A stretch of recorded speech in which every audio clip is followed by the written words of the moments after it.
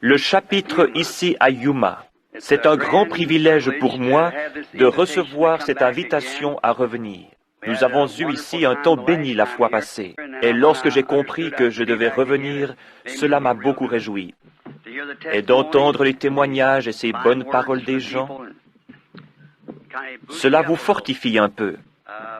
Billy m'a dit que le frère de Las Vegas, qui désirait avoir une réunion là-bas dans le chapitre, désirait me voir sitôt le service terminé. Il a dit que nous avions une période libre en janvier qui nous permettrait d'en fixer une à Las Vegas, juste avant la réunion de Phoenix. Ainsi, nous avons toujours désiré aller là-bas. Je crois que frère Art Wilson était là-bas il y a longtemps, et il y est peut-être encore. Et il m'a demandé d'y aller, lui et sœur Wilson. Et je n'ai pas eu l'occasion de le faire, ainsi peut-être que cela sera le moment où j'irai. Voyez cela avec Billy Paul ou frère Roy Borders. Je crois qu'il est ici quelque part. Quelqu'un a dit que le frère Roy était ici. Frère Perry, Lee ou n'importe lequel pourra vous le dire. Et établissez les dates auxquelles nous devons venir. Maintenant, j'ai vu, il y a un petit moment, qu'il y avait ici beaucoup de prédicateurs, et je suis très heureux de rencontrer mes frères. J'aimerais avoir le temps d'aller chez vous, parce que je sais que vous avez les meilleures cuisinières du pays. C'est bien. Et frère Perry a ce soir 2 points contre lui. L'un d'eux, c'est d'avoir coupé ce microphone là-bas. Vous êtes tenu responsable de cela, frère Perry. Je ne pense pas que vous étiez vraiment coupable, mais vous, quelqu'un allait parler. Oh, c'en était une bonne. Puis, il alla de nouveau là-bas, et alors qu'il parlait, il dit, dites, il parlait à frère Collins ou à d'autres. Et il dit, le souper était bon, mais, dit-il, laissez-moi vous dire que cet homme doit être un Espagnol ou quelque chose comme ça, ou un Mexicain. C'était le piment le plus fort que j'ai jamais goûté. Et il continuait sur ce ton sans se rendre compte qu'il parlait au chef. Alors ce dernier lui répondit, c'est moi le chef. C'est le Texas pour vous. Nous allons bientôt le mettre au pas ici en Arizona, s'il reste parmi nous, n'est-ce pas? C'est vraiment agréable d'être ici. Et j'espère que cela n'a pas l'air d'une plaisanterie, mais seulement d'un peu d'humour. Le Seigneur lui-même avait le sens de l'humour, vous savez. Il dit, Hérode, allez dire à ce renard, voyez-vous. Aujourd'hui, je chasse les démons, demain je suis devenu parfait. Ainsi, il avait le sens de l'humour, et cela ne nous fera pas de mal, je pense, une fois de temps en temps. C'est maintenant un peu tard. Généralement, je prêche pendant environ 4 heures. Et ainsi, connaissant la courtoisie du frère et de la sœur ici au chapitre, nous allons diminuer cela de beaucoup ce soir. Et oui, j'ai dit à Terry, il me dit, faut-il mettre une bande de 2 heures? Je lui dis, non Terry, ceci est un banquet. Je dis, je parlerai juste pendant 30 à 40 minutes. Aux gens sur quelque chose que j'essaie chaque fois, sachant que lorsque j'étais un jeune homme, les gens venaient m'écouter parce que j'étais un jeune prédicateur, juste un jeune homme, un garçon, et ils disaient, eh bien, Billy Branham. Vous savez, je n'étais qu'un gamin qui n'avait jamais terminé l'école et sans instruction, et ils venaient pour entendre mes paroles à mots entrecoupés, mon anglais du Kentucky, et mes hits and hints and totes and carry. C'est comme lors d'une réunion ici il n'y a pas longtemps. Ils dirent, nous allons tous nous lever et chanter l'hymne national. Je me suis levé, j'ai dit, pour ma vieille demeure du Kentucky, tout là-bas. C'était la seule nation que je connaissais. Ainsi, c'était pour ce qui me concernait l'hymne national. Mais devenu plus âgé, vous devez avoir quelque chose de plus que cela. Voyez, Paul dit, lorsque j'étais un enfant, je parlais comme un enfant. Et je pensais comme un enfant, vous agissiez comme un enfant, mais comme vous devenez plus âgé, alors vous commencez à faire vos premiers pas d'une façon pas très assurée, et vous retombez, et vous vous relevez, et vous essayez de nouveau, et après un certain temps, vous pouvez arriver au point où vous pouvez marcher sur une ligne droite. Et c'est ce que nous devons faire comme soldats de la croix. Maintenant, c'est le moment de marcher sur une ligne droite, sur cette route qui va à la gloire. Je crois vraiment que nous vivons dans les derniers moments de l'histoire de ce monde. Je crois vraiment que la venue du Seigneur est peut-être plus proche que nous le pensons. Ainsi, maintenant, pendant environ 30 minutes de votre temps, j'aimerais attirer votre attention sur un passage de l'Écriture que j'aimerais utiliser comme texte, et je me référerai encore à d'autres. Alors que j'étais assis à la maison l'autre jour, je pensais à cela, et je me dis à moi-même, Je ne sais pas si je vais parler de toutes ces écritures. Ainsi, je vais seulement en prendre une partie pour ces petits services qui sont courts, comme nous en avons un ce soir. J'aimerais dire une chose pendant que vous cherchez dans les psaumes, le 27e psaume, et je lirai les 5 premiers versets. J'aimerais dire ceci au sujet de ces chapitres des hommes d'affaires du plein évangile. Mon frère Perry parlait concernant les livres et ainsi de suite, et les nouveaux livres qu'ils ont. Combien se souviennent, lorsque j'avais la bande, que j'avais prêché ici à Phoenix, dans l'une des conventions sur « Messieurs, quelle heure est-il » Maintenant, c'était le commencement de ce livre, vous voyez, quand ceci est arrivé. Il y a trop de confirmations surnaturelles de la parole de Dieu écrite relative à cette heure pour que quelque chose ne soit pas en train de s'approcher de nous maintenant. C'est trop réel. Vous voyez les choses que vous seriez stupéfait de savoir ce qui arrive réellement. Peut-être que beaucoup d'entre vous qui êtes étrangers, entendez ces hommes se lever et faire des remarques au sujet d'un message de l'heure et ainsi de suite. La chose à laquelle ils veulent arriver, c'est la promesse de Dieu pour cette heure et ce qu'il a promis qu'il ferait. Et nous le voyons confirmé par les Écritures exactement ce qu'il a dit qu'il ferait et de la même manière. Annoncé d'avance, cela arrive exactement et parfaitement chaque fois parce que c'est Dieu qui le dit. Si un homme, peu importe qui il est, essayait de faire une telle prédiction, il n'y a qu'une chance sur 10 millions que cet homme puisse dire qu'une certaine chose va arriver à tel moment, une chance sur 10 millions. Et pour préciser l'endroit où cela arriverait, cela serait environ une chance sur 100 millions. Et ensuite, s'il devait fixer le temps pendant lequel cela arriverait, cela augmenterait encore. Et pour dire encore de quelle façon cela arriverait et ce qui arriverait, cela est au-delà de toute supposition. Lorsque nous voyons que cela est si parfait chaque fois, alors c'est Dieu.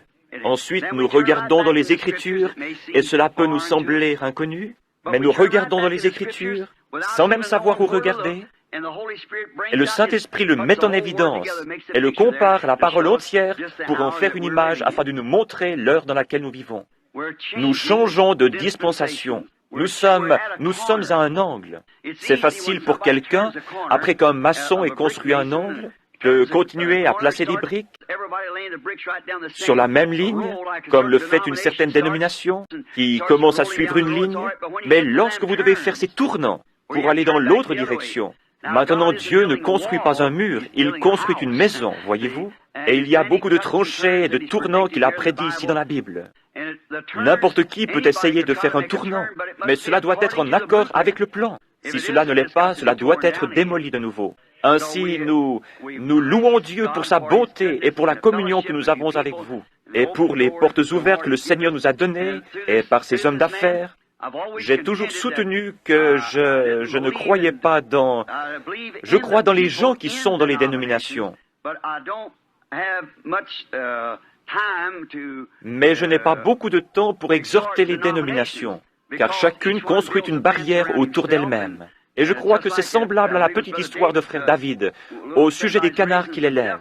Et il dit que le niveau de la rivière monta, et que chaque canard, vous savez, désirait avoir la communion avec les autres. Et il ne pouvait pas le faire parce qu'ils étaient tous entourés d'une clôture. Mais lorsque l'eau devint si haute, elle a simplement transporté les canards en dehors de l'enclos. Ainsi, je pense que c'est la manière de faire. L'eau est en train de monter, voyez-vous, et nous pouvons sortir de l'enclos et communier les uns avec les autres. Vous savez, et ainsi avoir le réel amour de Christ dans notre cœur. Et ces hommes d'affaires du plein évangile ont été une oasis pour moi. J'y ai souvent trouvé des frères très gentils, comme dans, je suppose, chaque dénomination que j'ai rencontrée. Parmi les presbytériens, les luthériens, les baptistes, les pentecôtistes, tous les différents types de pentecôtistes, l'Église de Dieu, les nazaréens, les pèlerins de la sainteté, de gentils frères partout. Mais souvent, ils ne peuvent pas m'avoir dans leur communauté parce que, voyez-vous, ce n'est pas qu'ils ne croient pas cela, mais ils seraient retranchés de leur dénomination. Et quand vous faites cela, bien sûr, c'est ce qui arrive. Il n'y a pas longtemps, un frère méthodiste vint vers moi. Je ne dirai pas son nom, c'est un brave homme. Il écrivait une thèse sur la guérison divine. Il vint vers moi pour discuter. Nous nous sommes assis, nous avons parlé pendant un petit moment. Il dit, la seule chose que nous avons contre vous, c'est que vous restez tout le temps autour de ces pentecôtistes. Je lui dis, alors que l'Église méthodiste parraine cela, et je viendrai. C'était différent, voyez-vous. Il dit, bien sûr, je ne suis pas l'Église méthodiste, je lui appartiens seulement. Je dis, c'est cela, voyez-vous. Les pentecôtistes sont ceux qui ouvrent leurs portes, voyez-vous. Ce sont ceux vers qui je peux aller. Chez tous ceux qui ouvriront, nous sommes prêts à entrer. Comme dans l'Apocalypse chapitre 3, il dit, « Je me tiens à la porte et je frappe. Si quelqu'un ouvre la porte, j'entrerai et je souperai avec lui. » Et c'était Jésus. J'ai toujours su que c'était le Christ. Et il est la parole. C'est vrai, il est la parole.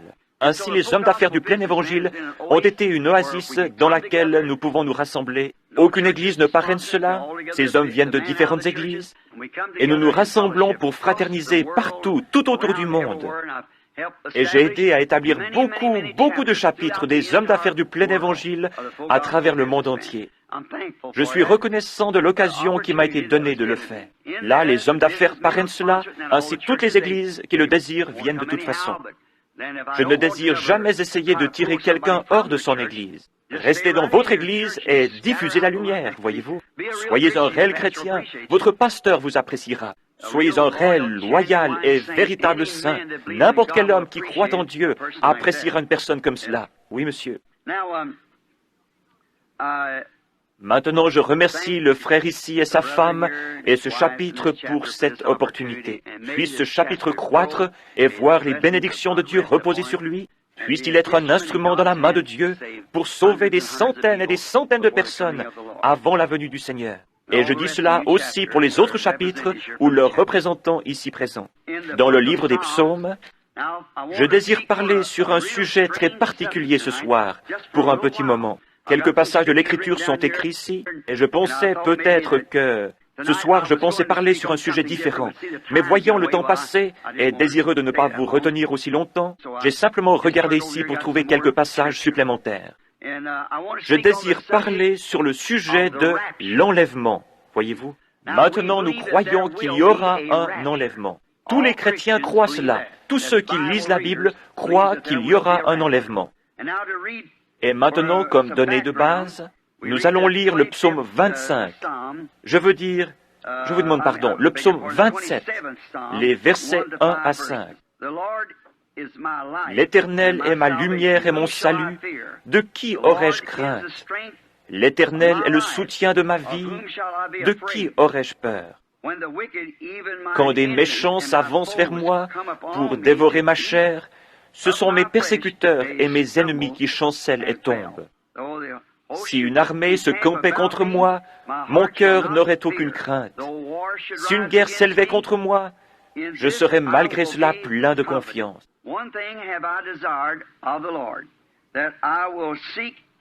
Je demande à l'Éternel une chose que je désire ardemment. Je voudrais habiter toute ma vie dans la maison de l'Éternel, pour contempler la magnificence de l'Éternel et pour admirer son temple.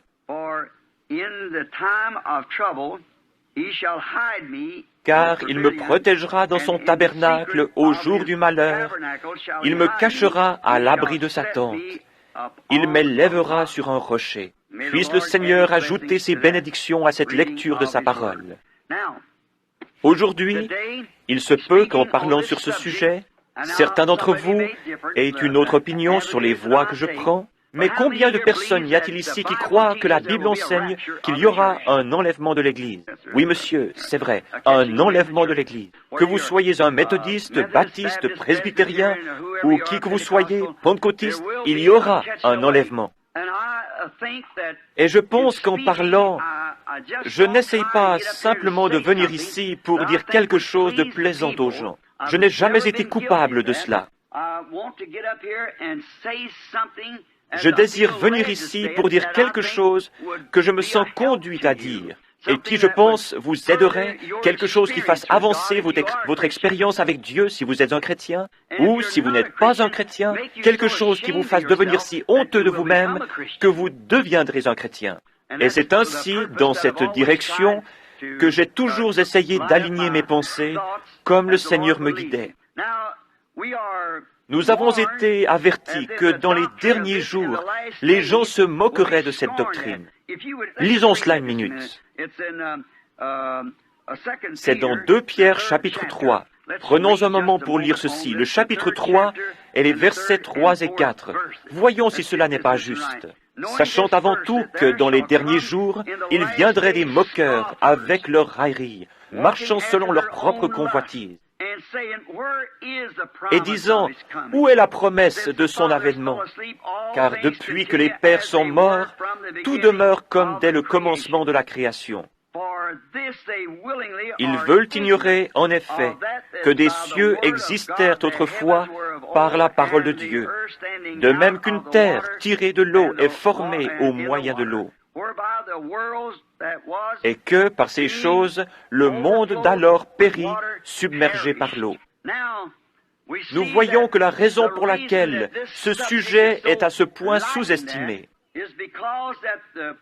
c'est que le prophète a dit ici que dans les derniers jours, ces moqueurs viendraient, disant ces choses. Voyez-vous, cela a été prédit. La raison pour laquelle les gens agissent aujourd'hui comme ils le font, vous êtes prévenus, car la Bible dit que dans les derniers jours, ils seraient emportés, enflés d'orgueil, aimant le plaisir plus que Dieu, déloyaux, calomniateurs, intempérants, ennemis des gens de bien, ayant l'apparence de la piété, mais reniant ceux qui en fait la force. Éloigne-toi de ces hommes-là. Peut-on s'attendre à une imitation de la vérité? Certainement. Lorsque Moïse alla en Égypte pour délivrer les enfants d'Israël, avec seulement un bâton dans sa main comme confirmation, et avec le Dieu du ciel derrière lui, il accomplit un miracle.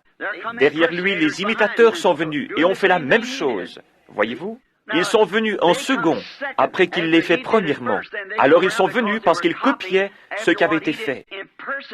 Ils imitaient l'original. Nous voyons cela. Et maintenant vous dites, mais cela c'était du temps de Moïse. Mais les mêmes Écritures disent qu'ils reviendront dans les derniers jours. De même que Jeannès et Jambres s'opposèrent à Moïse, de même ces hommes s'opposent à la vérité, étant corrompus d'entendement. Voyez-vous, des imitations, toutes sortes de choses pour troubler les gens. Et alors, si cet enlèvement qui va arriver, et il y a toujours quelque chose qui essaye de venir à l'encontre de ce que Dieu dit dans sa parole. C'est le but de Satan de faire cela. C'est comme ce que disait le frère de Las Vegas. Satan domine le monde et ses quartiers généraux sont là-bas. Je sais que Satan est le Dieu de ce monde. Chaque nation sous le ciel est contrôlée par lui. C'est exact. Ce monde appartient à Satan. Mais Jésus le reprendra. Un jour, Satan le lui a offert, mais il l'a refusé. Car il savait qu'il en deviendrait l'héritier dans les temps à venir. Des moqueurs. Restons un moment sur ce mot avant que nous allions plus loin. Des moqueurs. Je lisais il y a 2 semaines environ à Tucson un journal où il était dit qu'un Anglais venant d'Angleterre avait fait une déclaration. Cela se trouvait dans le titre du journal. Que la crucifixion de notre Seigneur Jésus-Christ était seulement un coup monté entre Pilate et Jésus, et qu'il était seulement venu pour se faire passer pour quelqu'un. Et il ne nous est pas possible de réfuter cela, car toutes les choses de Dieu doivent être reçues par la foi. Nous devons le croire. Et il continua en donnant une description sur la manière dont cela pouvait être fait. Regardez, il n'y a pas longtemps dans cette grande nation qu'est l'Angleterre, là où John Wesley et Charles et beaucoup de ces grands prédicateurs du début, Spurgeon et les autres, ont prêché l'Évangile dans les granges et partout là-bas. Ils rejetèrent le message de leur jour et regardez ce qu'ils sont aujourd'hui. C'est à cet endroit que frère Williams et d'autres se trouvent ce soir. C'est l'un des pays les plus bas et les plus dégradés du monde. J'ai été partout dans le monde. Mais je n'en connais aucun qui soit aussi illégitime que l'Angleterre. Billy Graham a dit la même chose. Il dut sortir avec sa femme des parcs, car il y avait des actes entre hommes et femmes qui se passaient publiquement sous leurs yeux. Lorsque j'étais là-bas, je n'ai jamais rien vu qui puisse briser le cœur d'un homme plus que ce qui se passe en Angleterre. Un pays qui a eu l'occasion et qui, une fois, a conduit le monde dans une réforme. Cela montre simplement comment on peut tomber. Mais voyez-vous ce qui produit cela? C'est qu'en ce temps-là, le message fut proclamé et qu'aujourd'hui, les Anglais essaient de s'accrocher à ce même message. Cela ne marchera pas aujourd'hui. Cela ne marchera pas. Que serait-il arrivé si Moïse était venu et avait apporté le message de Noé? Nous allons construire une arche et nous mettre à flotter sur le Nil. Cela n'aurait pas marché. Et le message de Jésus n'aurait pas non plus marché pour Moïse.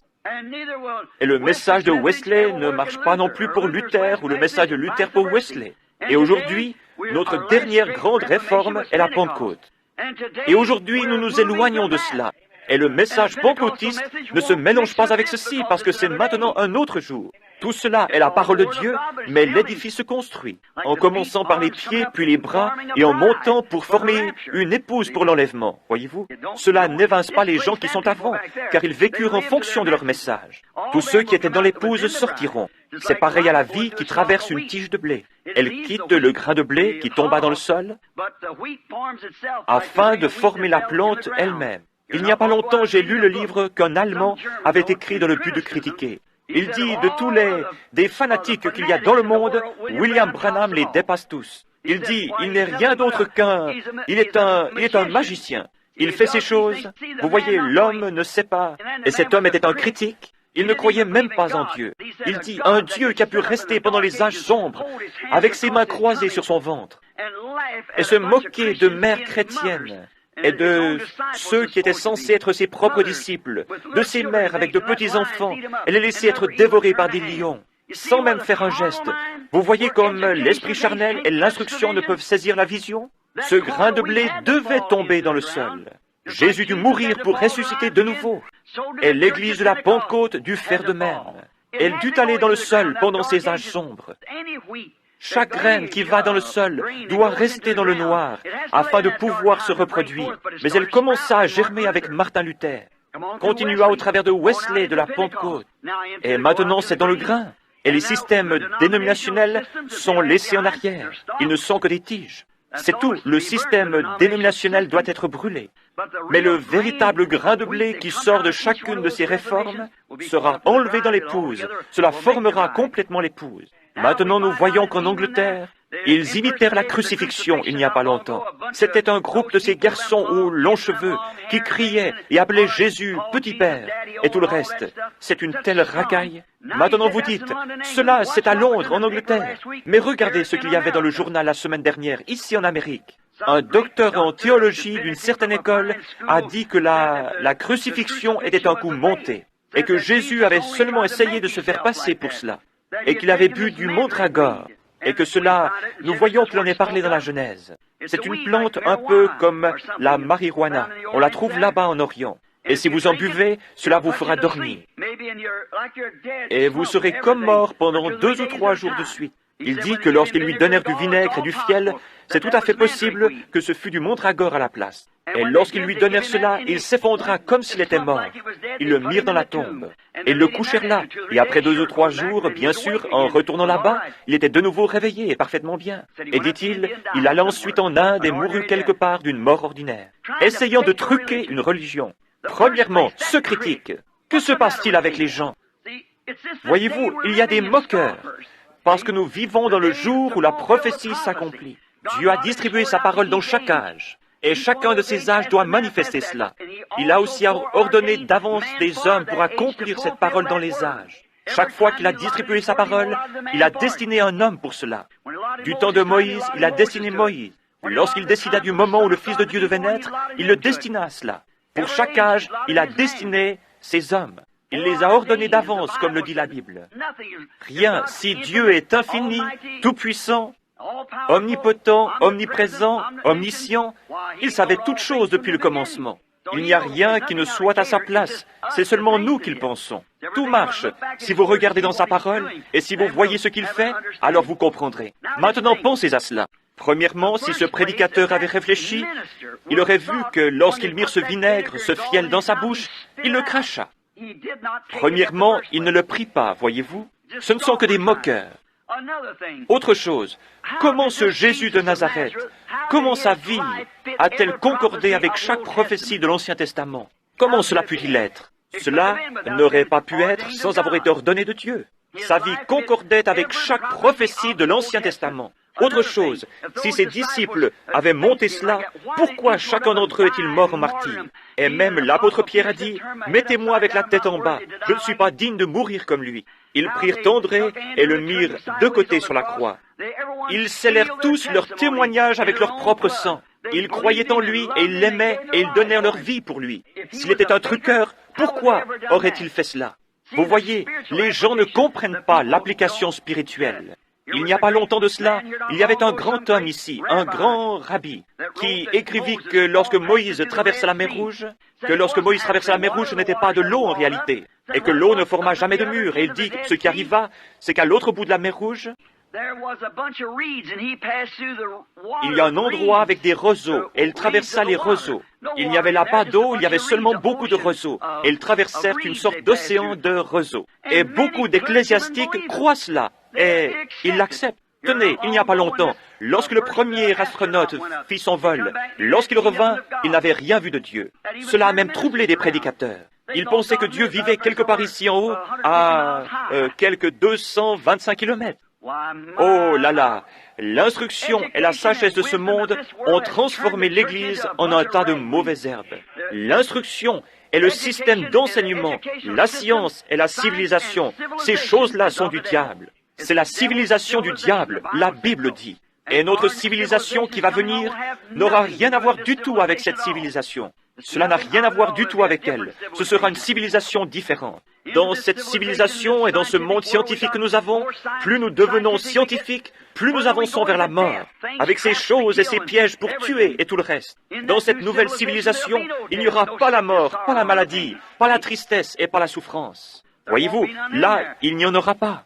Ainsi, cette civilisation devra être détruite, parce qu'elle est du diable. Nous découvrons dans Genèse 4 que ce sont les gens du côté de Caïn qui commencèrent la civilisation, en construisant des villes et des cités, et ainsi de suite, et des instruments de musique, et qui se tournèrent vers la science. Et ainsi les gens s'éloignèrent encore plus de Dieu. Pourtant, ils étaient religieux. Mais c'est du côté des gens de Seth qu'ils commencèrent à invoquer le nom de l'Éternel. Vous parlez de quelque chose de subtil. Je ne suis pas ici pour blesser les sentiments de quiconque ou pour dire quelque chose au sujet d'une église. Et si vous êtes ici et que vous apparteniez à cette église, je ne dis pas ceci afin de blesser vos sentiments, car il y a dans cette église autant de bonnes personnes que dans les autres églises. Mais je lisais à Shreveport, la semaine dernière, une déclaration que fit l'Église catholique. Et nous voyons de quelle manière ils se rassemblent tous maintenant dans ce grand conseil œcuménique, accomplissant exactement ce que la Bible a dit qu'ils feraient. Exactement. Ils disent, mais la Bible, certains protestants veulent s'accrocher à cette Bible. La Bible n'est rien d'autre qu'un livre sur l'histoire de l'Église. Et ils ne l'avaient sous forme de littérature, pas jusqu'à ce qu'il y a environ 250 ans. Cela a toujours été l'Église. C'était l'Église, pas la Bible. Et la Bible n'est que le compte-rendu de ce que fit l'Église. Quel mensonge subtil que cela! Car nous avons eu la Bible pendant 3000 ans. L'Ancien Testament a été écrit des centaines et des centaines d'années avant la venue de Christ. Ce n'est qu'un mensonge subtil du diable. Nous découvrons que dans ce jour où il y a ces moqueries et ces railleries au sujet de la Bible, et alors que l'on essaye de la mettre dehors, Dieu doit juger l'Église par quelque chose.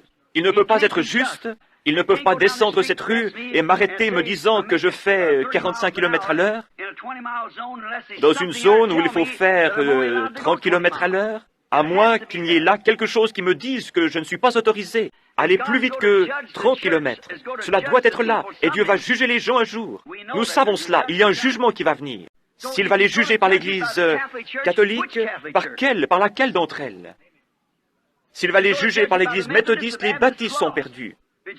S'il les juge par les unitaires, les binitaires sont perdus. Par quoi va-t-il les juger? Il a dit qu'il les jugerait par Christ, et Christ est la parole.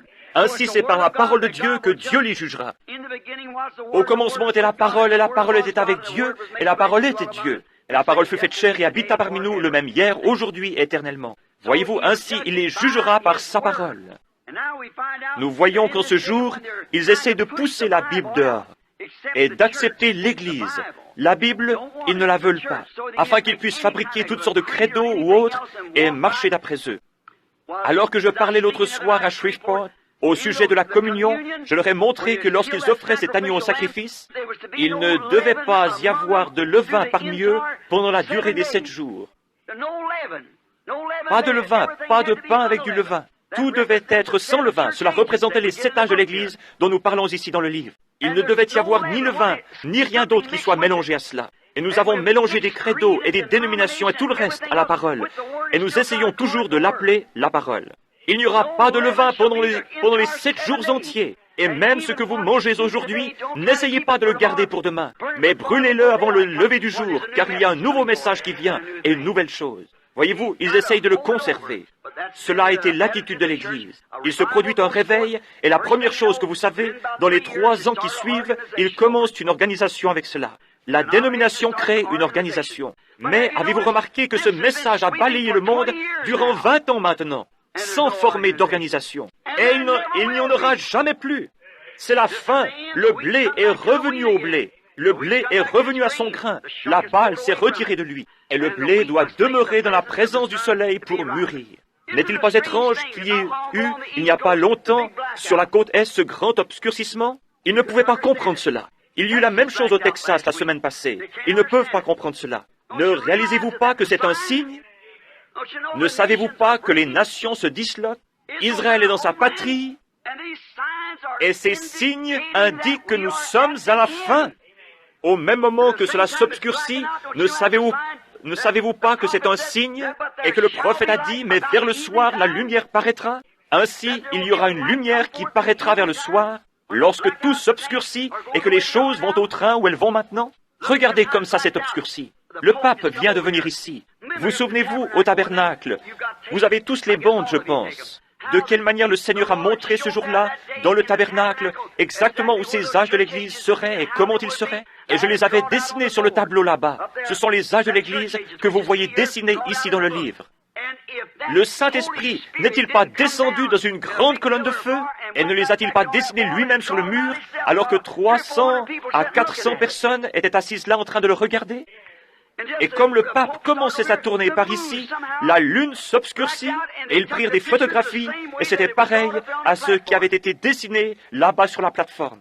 Il a fait son voyage ici le 13, a marché sur 13 marches, a servi la communion à 13, à une nation qui est le nombre 13, et cela s'est obscurci partout.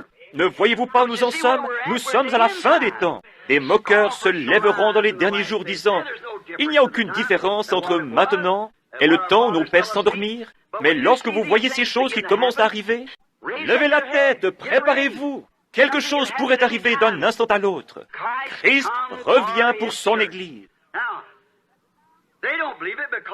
Ils ne croient pas cela. Ils ne réalisent pas que ce sont eux qui accomplissent les Écritures. Les gens ne réalisent vraiment pas qu'en faisant ces choses et qu'en disant ces choses, ils accomplissent les Écritures. Combien peu Caïphe, le grand sacrificateur, et tous ces prêtres de ce temps-là qui se moquaient de lui, combien peu se rendaient compte que le Dieu lui-même au sujet duquel il chantait dans le temple, « Mon Dieu, pourquoi m'as-tu abandonné ?» le psaume 22. Ils ont percé mes mains et mes pieds, que c'était lui qui mourait là-bas sur la croix. Combien peu se rendaient-ils compte qu'il faisait cela?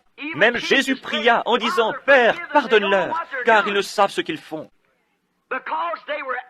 Car les Écritures avaient prédit qu'ils seraient aveugles. Saviez-vous qu'il a aussi été prédit dans les Écritures que l'Église protestante et l'Église catholique seraient aveugles dans les derniers jours? Et que Christ serait à l'extérieur essayant d'entrer? Parce que tu dis, je suis riche et je n'ai besoin de rien, et parce que tu ne sais pas que tu es misérable, pauvre, malheureux, nu et aveugle. Apocalypse 3. Vous y êtes, ils sont de nouveau aveugles, foulant aux pieds les choses de Dieu, comme s'ils ne voulaient rien dire pour eux, et se moquant de cela. Et se moquant de cela, c'est ce que la Bible a dit. Mais pour l'Église, l'épouse, l'enlèvement est une révélation. Cela lui est révélé. La véritable épouse de Christ attendra cette révélation de l'enlèvement. C'est une révélation, car la révélation est la foi. Vous ne pouvez pas avoir une révélation sans que cela soit la foi. La foi est une révélation parce que c'est quelque chose qui vous est révélé. La foi est une révélation. La foi, c'est quelque chose qui vous a été révélé comme cela le fut à Abraham, qui pouvait appeler tout ce qui était contraire à ce qui lui avait été révélé comme n'existant pas. C'est cela qu'est la foi, c'est la révélation de Dieu. L'Église est bâtie sur une révélation. Le corps tout entier l'est. Il y a quelques semaines, je parlais à un bon prédicateur baptiste. Il vint pour discuter avec moi. Il me dit, « Je vous aime en tant qu'homme, mais dit-il, vous êtes tout embrouillé. » Je lui dis, « Alors je vous prierai de m'aider à me corriger par l'Écriture. » Il dit, « Frère Branham, nous ne pourrons jamais Mettre les choses ensemble avant que nous comparions avec le grec chaque mois. Je lui dis, « Oh, monsieur, vous vous y connaissez mieux que cela. » Car même au Concile de Nicée, si nous remontons jusque-là, 300 ans après la mort de Christ, ils débattaient toujours pour savoir quel helléniste avait raison. Vous ne pouvez pas le faire ainsi, car c'est une révélation. Il dit, je ne peux pas accepter de révélation. Je lui dis, alors comment pouvez-vous accepter Christ? Il dit, la Bible dit, celui qui croit en Jésus-Christ a la vie éternelle. Je lui dis, c'est vrai. Il est aussi dit que personne ne peut appeler Jésus le Christ si ce n'est par la révélation du Saint-Esprit qui le lui a révélé. Voyez-vous, vous y voilà, nous en arrivons de nouveau à la révélation. Cela doit être révélé. Dans la Bible, Caïn et Abel n'avaient pas de Bible à lire. Mais cela fut révélé à Abel par la foi, ce qui est une révélation.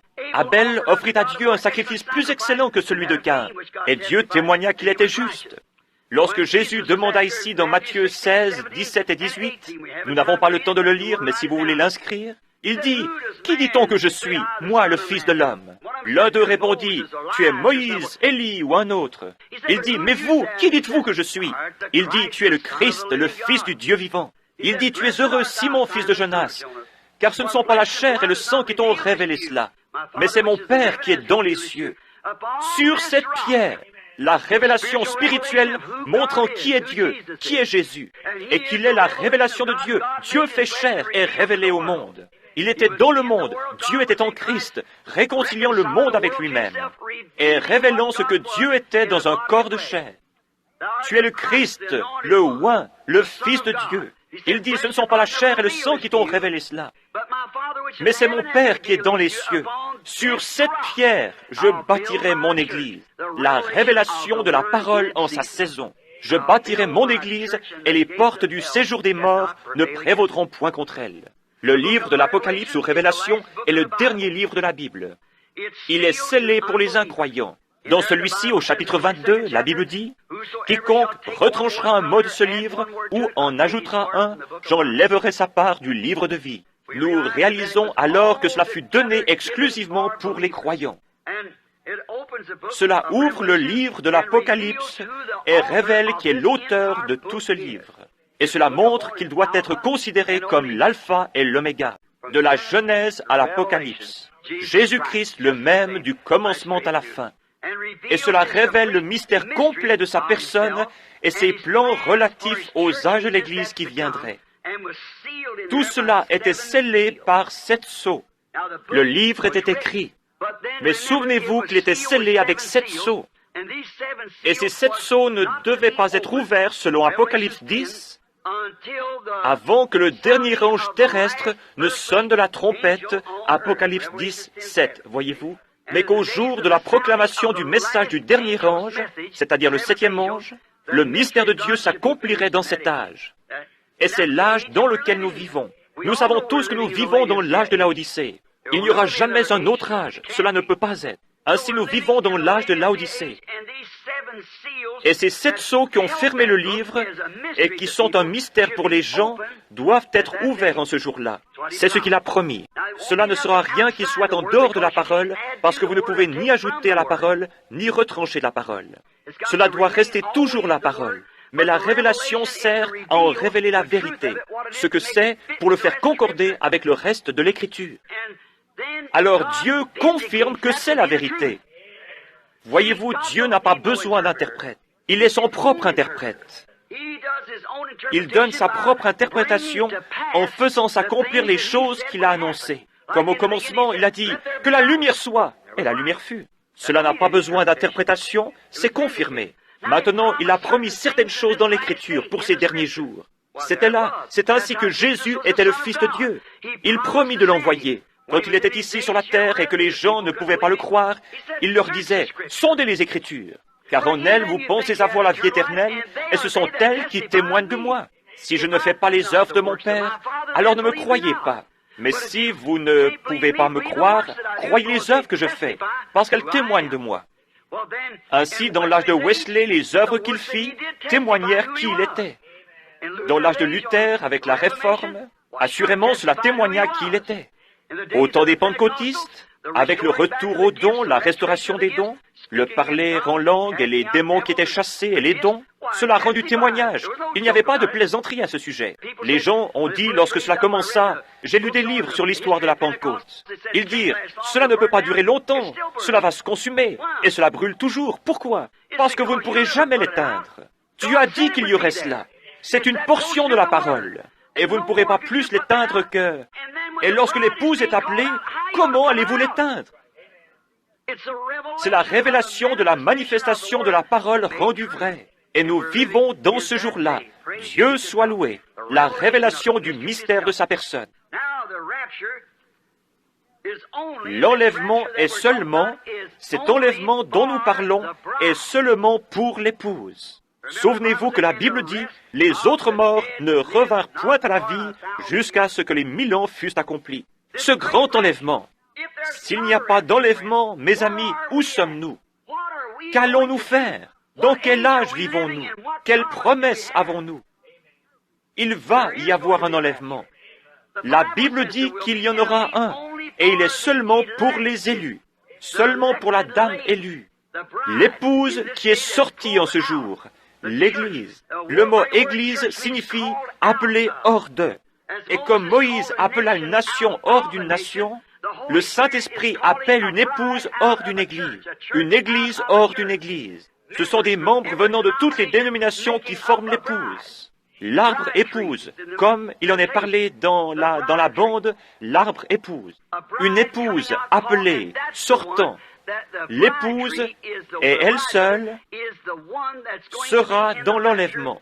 Rien d'autre que l'épouse. Rien d'autre que l'épouse.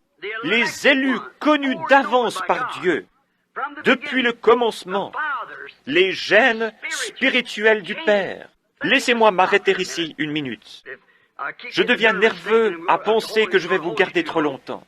Mais remarquez, regardez, chacun d'entre vous, savez-vous que plusieurs années avant que vous naissiez, vous étiez dans votre Père en tant que gène? En tant que gène? C'est vrai, le germe d'une semence était dans votre père, et il vient du sexe mâle, pas du sexe femelle, voyez-vous? La femelle fournit l'œuf, le champ d'ensemencement, mais le germe vient du...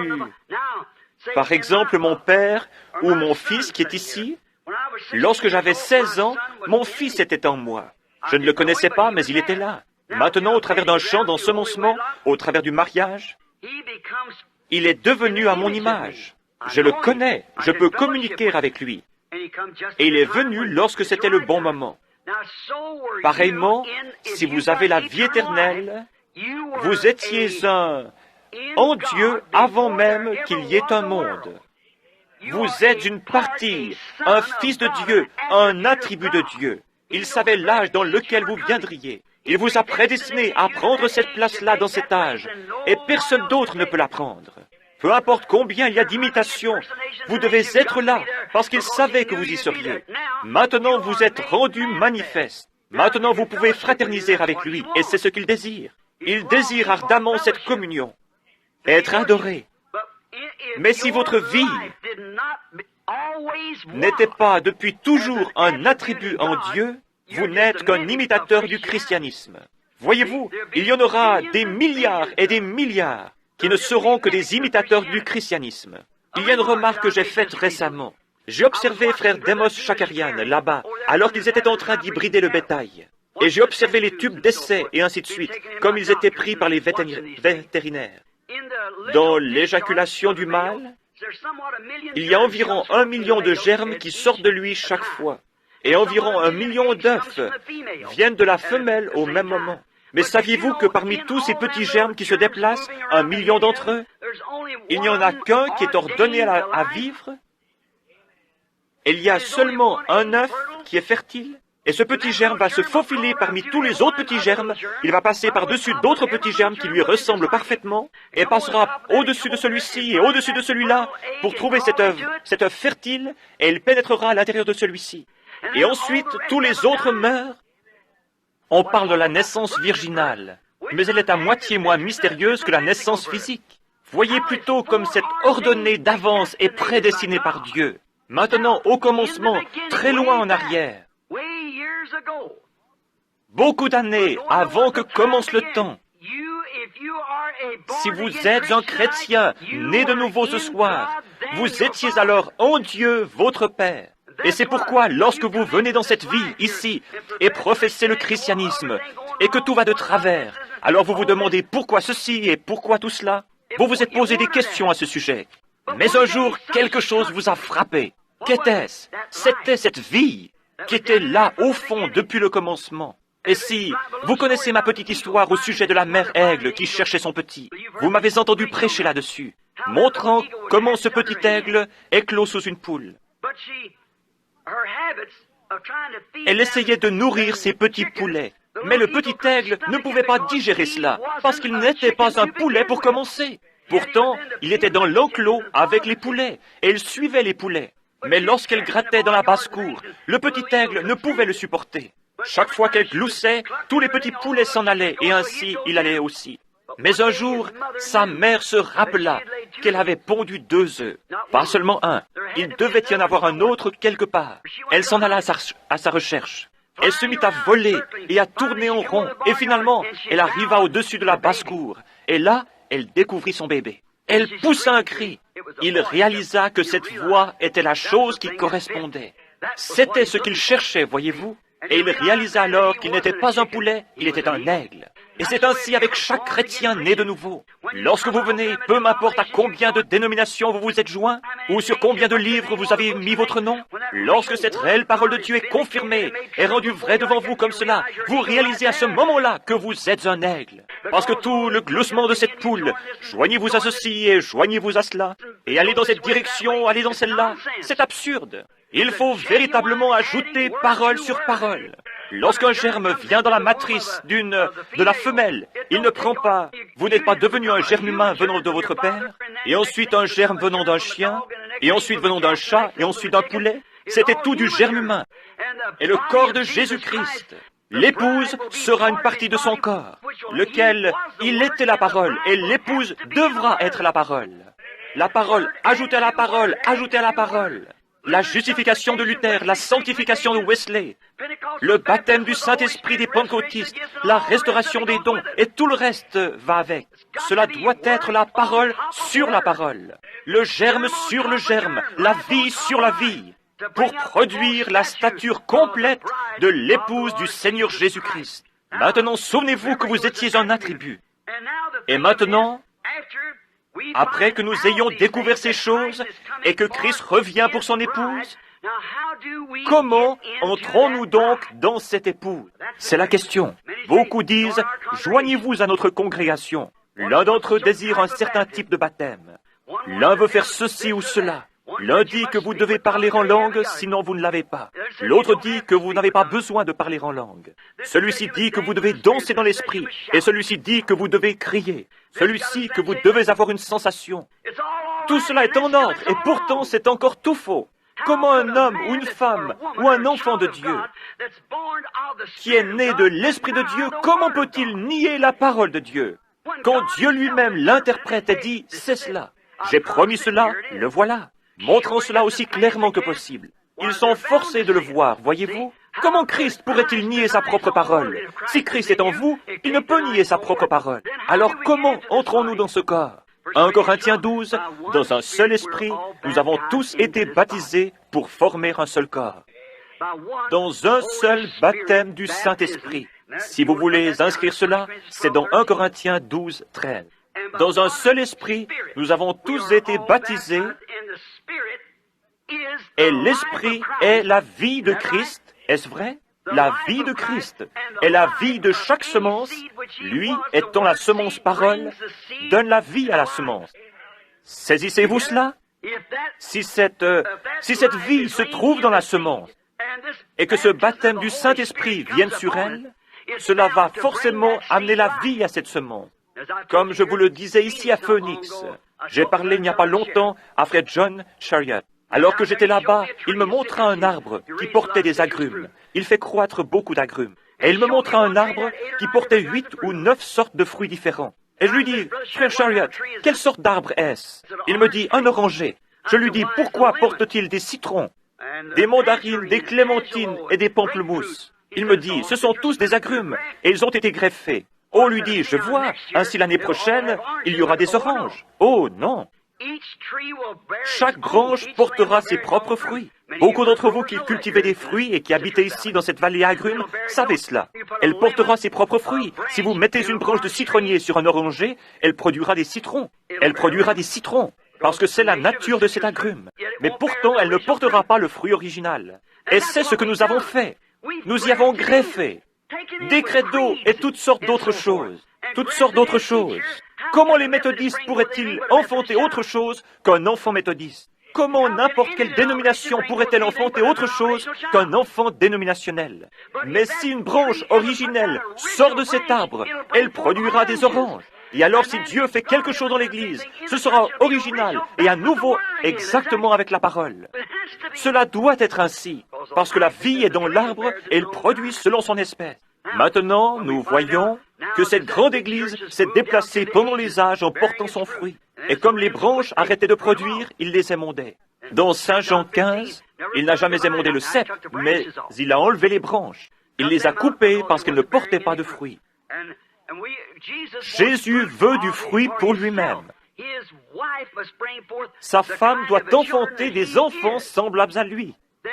Alors, si elle n'enfante pas d'enfants, des enfants épouses, des enfants paroles, alors c'est un enfant dénominationnel. Elle est donc retournée à son premier amour pour le monde et les dénominations.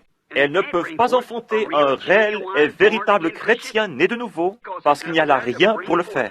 De même, si vous prenez une branche de citronnier et que vous la greffiez, elle portera des citrons. Mais elle ne peut pas produire d'oranges, parce que cela n'y était pas au commencement. Mais si cela avait été ordonné au commencement, et que la préconnaissance de Dieu les prédestinait, cela doit produire des oranges, et cela ne peut rien produire d'autre. C'est ainsi avec l'Église du Dieu vivant. Lorsque l'heure arrive, chacun, si Dieu commence à faire quelque chose, chacun prend la balle et s'en va. Voyez-vous? Cela a toujours été ainsi. Il n'y a pas longtemps, je lisais l'histoire de Martin Luther. Cela disait que ce n'était pas si difficile de croire que Martin Luther put protester contre l'Église catholique et s'en tirer. Mais la chose étrange, c'est qu'il put garder la tête au-dessus de tout le fanatisme qui suivit son réveil, et toujours rester droit sur sa justification. Voyez-vous? C'est ainsi dans tout. Il y a des imitations et tout tombe. Regardez Madame Semple McPherson, Aimée Semple McPherson, qui avait ce temple ici. Chaque femme prédicateur avait ses ailes et transportait la Bible de la même façon qu'elle. C'était simplement des imitations charnelles. Cela ne peut pas être l'original. C'est la raison pour laquelle les églises ne peuvent pas l'être. Si vous laissez une église avoir quelque chose dans une ville, l'autre église ne peut pas le supporter jusqu'à ce qu'elle l'ait aussi, voyez-vous? Elles ne sont plus l'original. La parole de Dieu est originale.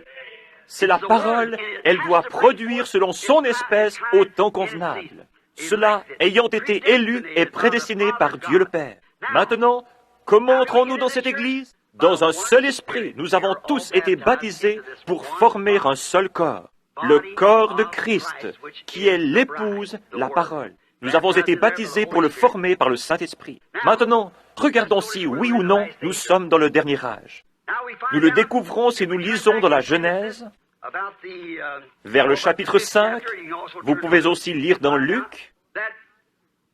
Et là, vous verrez qu'Enoch était le 7e depuis Noé. Enoch, cela touche à la semence du serpent.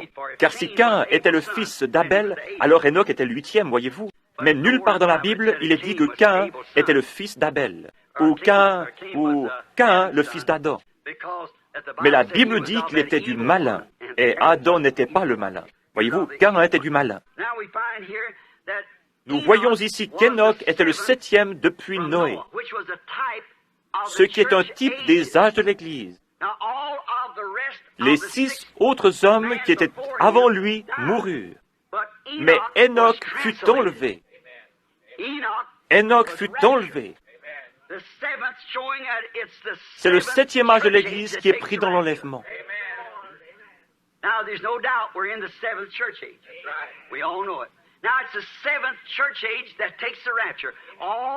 Tous les 6 autres moururent. Mais Enoch fut enlevé, car il ne fut plus trouvé, Dieu l'avait pris. Tous les autres moururent. Mais l'enlèvement d'Enoch fut un type de l'épouse des derniers jours qui sera appelée hors du 7e âge de l'Église, et sera enlevé sans passer par la mort. Nous rendons maintenant témoignage de cet âge. Oh là là, creusons maintenant plus profondément, voyez-vous. Voici aussi un type des 7 âges de l'Église. Il est dit dans Apocalypse, chapitre 10, verset 7, que le grand mystère du livre devait être dévoilé par le message du 7e ange. Or, il y a un messager en haut, toujours, et un messager sur la terre. Le mot ange, en anglais, veut dire un messager. Et lorsque le 7e ange commence à proclamer son message, mais pas lorsqu'il commença son ministère. Mais pas lorsqu'il commença son ministère. Jésus, quand il commença son ministère, commença par guérir les malades et les affligés. Et oh, ce grand rabbi, il est un prophète, et tout le monde le voulait dans son église. Mais lorsqu'un jour il s'assied et dit, « Moi et mon Père, nous sommes un », c'était différent. C'était différent. Et à moins que vous ne mangiez la chair du Fils de l'homme et ne buviez son sang, vous n'avez pas de vie en vous. Mais c'est un vampire, voyez-vous. C'était différent. Il ne l'a pas expliqué. Ils avaient déjà vu la manifestation, la confirmation de la parole de Dieu pour son âge rendu réel. Et cela leur prouva qu'il était le messager de cet âge. Et il n'avait rien besoin d'expliquer. Ses disciples n'étaient peut-être pas capables de l'expliquer, mais ils le croyaient, qu'ils puissent l'expliquer ou non. Ils restèrent tranquilles et crurent cela. Comment pouvaient-ils dire s'ils allaient manger sa chair et boire son sang? C'était impossible pour eux de le faire. Mais ils le croyaient, parce qu'ils étaient ordonnés. Jésus a dit qu'il les avait choisis avant la fondation du monde, voyez-vous? Ils croyaient cela, qu'ils puissent l'expliquer ou non, ils le croyaient toujours. Maintenant, observez bien. Dans le 7e âge de l'Église, lorsque le 7e ange commence à se faire entendre, les mystères de Dieu doivent être dévoilés à ce moment-là.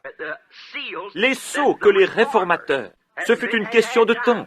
Luther ne vécut pas assez longtemps, Wesley non plus, et les âges ne durèrent pas assez longtemps. Ces réformateurs avaient leur message pour ce jour-là, et les gens s'en emparèrent et en firent une dénomination. Qu'est-ce que cela? Vous ne pouvez jamais battre la nature. La nature témoigne toujours. Dieu agit en continuité avec la nature. Cela doit être ainsi. Par exemple, le soleil. Lorsqu'il se lève le matin, c'est un petit bébé qui vient de naître. Il est faible. Il n'apporte pas beaucoup de chaleur. À 10 heures, il sort du collège. Au milieu du jour, il entre dans la vie. À 3 heures de l'après-midi, il devient vieux. À 5 heures, il meurt. Il est vieux et faible de nouveau, et il retourne dans la tombe. Est-ce la fin? Il ressuscite de nouveau le matin suivant, voyez-vous? Regardez les arbres, comme ils poussent leurs feuilles, tout ce qu'ils font. Nous voyons que les feuilles tombent de l'arbre et retournent à la terre. La vie redescend dans les racines de l'arbre. Est-ce la fin? Le printemps suivant, il y a une nouvelle vie qui revient. Maintenant, observez les églises, et vous verrez qu'il s'est passé la même chose dans la Réforme. C'est monté, ce grain de blé tomba dans le sol et mourut pendant la persécution des âges sombres. Il alla dans le sol, il devait mourir. N'importe quel homme qui est spirituel peut voir cela. À moins que cette semence ne meure et pourrisse, elle demeure seule. Elle devait aller dans le sol pendant ces âges sombres. Elle demeura là, pourrie, et de là sortir 2 petits brins d'herbe, formant l'Église luthérienne. De l'Église luthérienne sortiront encore davantage de brins d'herbe, comme Zwingli et les autres. Cela continua à monter jusqu'à l'aigrette, ce qui représentait John Wesley, et le grand âge missionnaire. Cela retomba. De là sortit cet âge trompeur, l'âge pentecôtiste. Ce grain de blé. Y a-t-il ici quelqu'un qui ait déjà cultivé du blé? Regardez ce blé lorsque vous allez pour l'examiner. Lorsque vous allez pour l'examiner, vous dites « J'ai du blé ». Il vous semble que vous avez là du blé. Ouvrez-le et regardez très attentivement. Vous verrez que vous n'avez pas de blé du tout. Vous avez la balle. Jésus ne nous a-t-il pas avertis dans Matthieu 24, 22, 24, que dans les derniers jours, les 2 esprits seraient si proches que cela séduirait même les élus, le blé lui-même, si c'était possible? Voyez-vous, c'est un porteur. La vie qui monta et qui traversa Luther fut ce qui forma Wesley. La vie qui sortit de Wesley est ce qui forma la Pentecôte. La vie qui sortit de la Pentecôte forma le blé. Mais ce sont des porteurs, voyez-vous. La vie réelle traverse cela. Le message traverse cela. Mais il se dirige vers le blé. C'est la raison pour laquelle le blé monte vers le haut et emporte le tout au sommet dans l'enlèvement. L'épouse elle-même sort de chaque âge. Mais la souche dénominationnelle meurt. Elle sèche et elle meurt. Avez-vous remarqué dans ces derniers jours de quelle manière elle commence à se retirer? Lorsque ce blé commence à croître, alors la balle commence à se séparer de lui. Regardez de nouveau ce petit épi de blé. Ouvrez-le comme ceci et regardez à l'intérieur. Vous verrez qu'il y a un petit bourgeon de blé là, tout au fond. Vous avez besoin de prendre un microscope qui grossisse 30 fois pour regarder là-dedans et pour voir ce petit bourgeon de blé qui est là au fond, voyez-vous? Mais il est là tout au fond et il commence à grandir. Maintenant, cette balle doit être là pour le protéger et pour lui donner une chance de sortir. Mais alors, lorsqu'il commence à croître et que le message commence à se répandre, alors la balle se retire de lui. Et la vie sort de cette balle et va directement dans le blé. Cela continue ainsi, c'est ainsi dans chaque âge. Cela ne peut pas battre la nature. C'est là la continuité de Dieu, la manière dont il fait les choses. C'est l'âge dans lequel nous vivons en ce moment, le 7e âge de l'Église. Tout doit être manifesté dans le grain de blé à la fin. Si vous prenez Luc chapitre 17 et verset 30, il dit ce qui arriva du temps de Sodome arrivera de même à la venue du Fils de l'homme lorsque le Fils de l'homme commencera à se révéler. Qu'est-ce que révéler? C'est apporter la révélation de ce qu'il est dans ce jour-là et ainsi révéler aux gens la parole qui est pour ce jour. Celle-ci étant révélée aux gens par la manifestation du Saint-Esprit montrant Jésus vivant au milieu de nous. Et souvenez-vous qu'il était représenté là dans un homme. Un homme. Il dit, ce qui arriva, maintenant il lut dans la même Bible que nous, dans la Genèse. Nous remarquons dans ce chapitre de la Genèse dont Jésus parlait, nous voyons qu'il était là, avec son dos tourné à la tente, et que Sarah était dans la tente. Il dit, il posa une question. Elle ne crut pas que cette chose puisse arriver. Il dit, Abraham, je vais te visiter à cette même époque. Et Sarah, dans la tente, rit à ce sujet. Il dit, pourquoi Sarah a-t-elle ri dans la tente? En disant, comment ces choses peuvent-elles arriver? Jésus a promis, et c'était lui, car Abraham l'appela Elohim, le Tout-Puissant, c'était lui. Maintenant, la Bible prédit que cela reviendra dans les derniers jours. Jésus l'a dit. Et lorsque vous voyez ces choses commencer à s'accomplir, souvenez-vous que lorsque ceci commence à arriver, alors vous savez que le temps est proche. Regardez le monde. Regardez le monde. S'il n'y a jamais eu un Sodome, c'en est bien un. Regardez les gens et combien ils sont pervertis. Leurs pensées sont perverties. Ils ne savent pas ce qu'est la simple décence. Regardez-les hors la loi, les homosexuels et tout le reste. Regardez nos femmes et la conduite qu'elles ont. Regardez ce déchaînement d'indécence et d'immoralité parmi nos femmes. Et pas seulement dans notre, vous dites, ce sont les méthodistes, ce sont aussi les pentecôtistes. C'est le tout. Regardez nos hommes. Plutôt que de s'accrocher à la parole de Dieu, ils s'accrochent à une petite tradition dénominationnelle. Et ils restent là plutôt que de sortir lorsqu'ils voient Dieu se faire connaître parfaitement. La raison est qu'ils sont aveugles et qu'ils ne peuvent pas le voir. Ils ne le verront jamais. Maintenant, regardez ce qui arrive avec cela, tout en nous dépêchant. Je pense que cette dame désire que nous partions. Je l'ai vue faire un signe de la main, montrant qu'elle désirait que nous sortions. Ainsi, nous ferions mieux de nous dépêcher.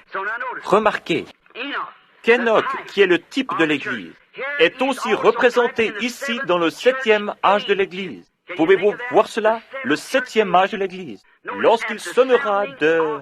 Combien croient qu'il y a eu 7 messagers pour les 7 âges de l'Église? Oh, nous croyons tout cela. Si nous croyons cette Bible, si nous ne croyons pas la Bible, bien sûr que nous ne croirons pas cela. Mais il y a eu, nous vivons maintenant dans le 7e âge de l'Église. Et lorsque la Bible dit que ce 7e âge de l'Église, elle dit que lorsque le messager du 7e âge de l'Église commence à proclamer son message, les mystères de toutes les choses qui ont été tordus au cours des âges seraient révélés en ce temps-là. Et nous le voyons ici. Le Fils de l'homme, venant parmi son peuple et confirmant exactement son message comme il a dit qu'il le ferait. Nous trouvons cela dans ce dernier âge. C'est pareil aux 7 veilles. Il n'est pas venu dans la première veille, ni dans la deuxième, ni dans la troisième, ni dans la quatrième, mais il vient dans la 7e veille. C'était Enoch, le 7e, qui fut enlevé, et Noé, le type du reste des Juifs, fut transporté par-dessus. Du temps de la Bible, pour parler au sujet des veilles, les nuits n'étaient pas divisées en heures. Maintenant, écoutez attentivement. Je vais me dépêcher parce qu'ils veulent la pièce. Non, la nuit n'était pas divisée en heures du temps de la Bible. Elle était divisée en veilles. Il y avait 3 veilles. La première veille allait de 9 heures jusqu'à minuit. La deuxième veille allait de minuit à 3 heures. Et la troisième veille de la nuit allait de 3 heures à 6 heures. Nous avons 3 fois 3, ce qui fait 9. Et ceci est un nombre imparfait. Alors nous revenons au nombre 7 pour l'enlèvement, lequel arrivera, je crois, entre 6 heures et 7 heures, ou 6 heures et 9 heures un certain matin. Car la trompette du Seigneur sonnera, ce matin radieux et sans nuage, lorsque les morts en Christ ressusciteront, et qu'ils partageront la gloire de sa résurrection, lorsque ceux qu'il a choisis se rassembleront à leur demeure au-delà du ciel. Lorsque l'appel retentira là-bas, j'y serai. Le mot anglais « rapture » que nous employons pour désigner l'enlèvement n'est même pas utilisé du tout dans la Bible en anglais. Nous avons simplement placé ce mot-là. La Bible dit plutôt « caught up »,« being caught up », c'est-à-dire pris en haut, être pris en haut. Nous lisons ici dans 2 Thessaloniciens, ou plutôt 1 Thessalonicien, l'ordre dans lequel ce grand enlèvement arrivera dans les derniers jours. Écoutez ceci, nous allons commencer avec le verset 13. Or, nous ne voulons pas, frères, que vous soyez dans l'ignorance à l'égard de ceux qui dorment, afin que vous ne soyez pas affligés comme les autres qui n'ont pas d'espérance. Car si nous croyons que Jésus mourut et qu'il est ressuscité, de même aussi avec lui, Dieu amènera ceux qui se sont endormis en Jésus. Car nous vous disons ceci par la parole du Seigneur, que nous, les vivants qui demeurerons jusqu'à la venue du Seigneur, nous ne devancerons, ce mot devancer signifie faire obstacle, aucunement ceux qui se sont endormis. Car le Seigneur lui-même, écoutez attentivement, car le Seigneur lui-même, avec un cri de commandement ou de rassemblement, avec une voix d'archange et avec la trompette de Dieu, descendra du ciel, et les morts en Christ ressusciteront premièrement.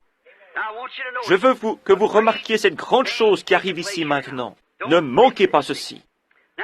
Notez bien, la parole dit ici dans 2 Thessaloniciens qu'il y a 3 choses, du verset 13 au verset 16, qu'il y a 3 choses qui doivent arriver avant que le Seigneur lui-même apparaisse. Rapidement maintenant, afin que nous puissions terminer, voyez-vous.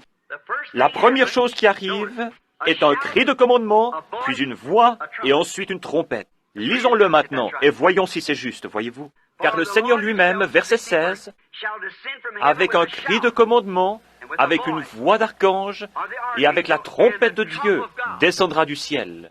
3 choses doivent arriver, un cri de commandement, une voix, une trompette, avant que Jésus apparaisse. Prenons le cri de commandement. Jésus fait ces 3 choses pendant qu'il descend. Un cri de commandement. Qu'est-ce qu'un cri de commandement? C'est le message qui est proclamé premièrement. Le pain de vie vivant manifestant l'épouse. Dieu a une façon de faire les choses. Et il ne change jamais son principe. Il ne change jamais son... Il est le Dieu qui ne change pas. Dans Amos 3:7, il dit qu'il ne fera rien sur la terre avant qu'il ait premièrement révélé à ses serviteurs les prophètes. Et aussi sûrement qu'il l'a promis, il le fera. Nous avons traversé les âges de l'Église, mais il nous a été promis que dans les derniers jours, conformément à Malachie 4, il y aurait le retour d'un prophète dans le pays. C'est vrai. Remarquez sa nature et ce à quoi il ressemblera. Dieu utilise cet esprit 5 fois. Une fois dans Élie, puis dans Élisée et dans Jean-Baptiste, ensuite pour appeler l'Église à sortir et pour le reste des Juifs. 5 fois, la grâce, I-J, E, S-U-S, F-A-I-T-H, foi en anglais, et c'est le nombre de la grâce. Voyez-vous? Bon, maintenant souvenez-vous que le message a été promis. Comme tous ces mystères ont été à tel point embrouillés par un tas d'ecclésiastiques, il faudra que cela soit un prophète venant directement de Dieu pour révéler cela. Et c'est exactement ce qu'il a promis de faire, voyez-vous. Maintenant, souvenez-vous que la parole du Seigneur vient au prophète, pas au théologien, au prophète. Il est un réflecteur de la parole de Dieu. Il ne peut rien dire, il ne peut pas dire ses propres pensées, il peut seulement dire ce que Dieu révèle. Même le prophète Balaam, lorsqu'il essaya de vendre ses droits, il dit, comment un prophète peut-il dire quelque chose que Dieu n'ait pas mis dans sa bouche? C'est une chose que Dieu fait qui vous empêche de dire quelque chose d'autre.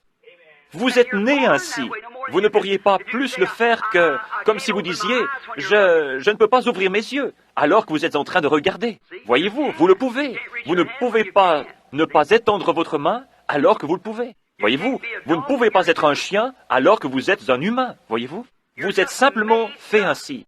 Et Dieu doit toujours, dans l'âge d'Ésaïe, de Jérémie, d'Élie et dans les âges qui se sont écoulés, lorsque le groupe ecclésiastique commençait à tout embrouiller, il envoyait un prophète qu'il prenait dans un endroit inconnu. Celui-ci ne doit appartenir à aucune de leurs situations. Il doit prononcer sa parole et ensuite être retiré de la scène. C'est un homme rude, dédié à la vérité de Dieu. Et c'est toujours pour que vous puissiez le reconnaître. Il dit, s'il y en a un parmi vous qui est spirituel ou prophète, maintenant, un prophète, il y a dans l'Église le don de prophétie. Mais un prophète est prédestiné et préordonné pour l'heure.